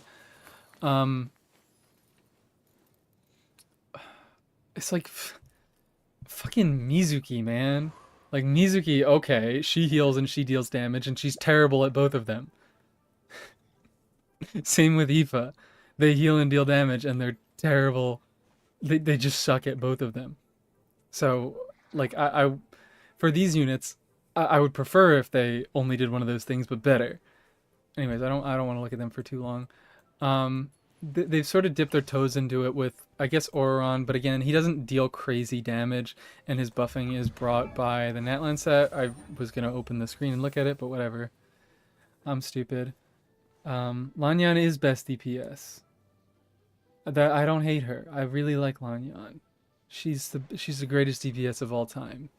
I think her DPSing potential is cool, is my thing. Like it's not in conjunction with her shield. I guess it kind of is in conjunction with her shielding and her res shred. But also she needs to be on field to do it. Escoffia does all her damage off field, which is a big thing there. Escoffia room. Wait, I wanna think about some of these other characters first. I mean, obviously Farina was probably the first big one, but of course she has her whole requires a healing thing. You need to change your team structures to do it, and because healers and damage dealers and even like healers and buffers they've been separated for so long, there aren't a lot of characters who do healing and damage. There aren't a lot of characters who do healing and buffing. You kind of have to pick and choose. It's like, oh, you have to sacrifice a better damaging slot to fulfill your Farina needs. So while she is a really good unit that does damage and buffing, there are conditions to it. And within those conditions, there are nuances, like single target healers aren't as good, so we can balance around single target healers like Shilonen. She has a lot of really good buffs, and she has good healing, but it's single target, so it isn't as good for Farina. You're giving something up there. So it's all the push and pull, and Escoffier doesn't give up anything. Escoffier just fits. It's stinky. I hate it. You don't have to give up a damaging slot to put her in to get your full party healer and get max Farina fanfare. You don't have to put in a res shredder because she already does that. You just get everything. Escoffier room of improvement kind of limited. We already have premium hydro cryo characters like Farina and Shenhe and Future Skirk as DPS. But the thing is, she doesn't need to improve anymore because she's already busted. And that's not like potentially they probably won't make a lot of other DPSs that work that well with her. I feel like they're gonna try to go into a bit of a Star Rail meta type of thing where like there's this new big DPS and they have a required support because guess what? That's what they have done once and it seems like what they're planning to do twice. And then each maybe not each DPS is going to do more than the last one, but it looks messy. It looks messy. I don't like the way that this looks. But right now, like the way Escoffier is, the way she is tuned, she doesn't need to grow at all. She's already stupid. She puts out over a 20-second rotation. She's putting out 4,000 motion value through her skill, which I know that number without context is like kind of meaningless, but it's a lot. Comparing to other characters, I don't know. Like Kanich, he puts out more because well, I have to check his crown talent. Kanich, he has his 1200 damage shot. He gets 5 across a rotation. You also get a few loop shots, but I could add those on. So 5 of these is 6,000 multiplier, and these I'm just gonna add these on as an extra like 1,000. Maybe a little more, maybe a little less, depending. I don't know, depending on how generous you feel. But chiefly, this guy is an on-fielder who needs to meet a specific condition, which is enemies burning. You need to play him well or well enough. I don't think he's all that hard, but that's just me. Maybe I'm insane. You need to play him well enough to get those 5 cannons out. He has some weird gameplay jank, and I think I already mentioned it, but he is an on-fielder. He's not an off-fielder. He's an on-fielder. And also, he doesn't shred resistance of his own element. So you need to have someone else be doing that for him. And I guess unless he's holding Deepwood, but you probably don't want your Kanich to be the one on Deepwood. Escoffier is fulfilling all these conditions for herself off-field. Also, Kanich doesn't heal. Like, she's doing a not negligible amount less. She's still doing a very high amount of motion value off-field, without having to trigger any sort of reactions, without having to take up time on field, without having to have another res shredder in her team. And if you're putting her with Farina, you don't need to sacrifice anyone to do a healer. I'm repeating myself a lot here, but I really just need to drive the context home that, like, this character is very unhealthy. This character does way too goddamn much. And, like, they just... I hate it. I don't like the direction that this game is going if they continue to release supports like that. Like, even Lali, it's like, oh, she's a melt support, but she does have perfect application for melt stuff to happen, and she can hold scroll, which is 40% damage bonus, and she does that 20% res shred, but she's not the one doing the damage, and she doesn't have healing. So even that busted, stupid, ridiculous unit, Lali, that enables Malwika to do stupid Malwika things, is a good few steps behind Escoffier. And Escoffier, like, I mean, I don't know how many people are going to watch the VOD of this, but, like, the whole thing is that the only thing she loses by not having a full freeze team is the res shred. The rest of her kit stays intact, and she doesn't even lose all of the res shred. I misclicked there. She just loses some of it. 5, 10, and 15 res shred are still significant amounts of res shred. You prefer the 55 that you get from having a full team of Cryo and Hydro, but like those aren't nothing buffs. They're still very good buffs. I feel like I'm repeating myself a lot here. I'm convincing myself more and more that I don't think I want to pull Escoffier. Maybe one day. My original plan actually was I just pulled. I got this from a wish from Ascending Mizuki. I just got a new Fab Lance and I was gonna leave it at level 1. And if I pulled Escoffier, I would only ever use her on this level 1 Fav Lance. But I don't know. That probably won't happen now. I'll see how things go. I'll see how my pulls go. How my economy looks. But yeah, I think I'm repeating myself, so I think I'm gonna cut it off here. Thank you for coming. Enjoyed the getting to spread my hatred. Hope y'all have a lovely day slash night slash whatever it is where you are.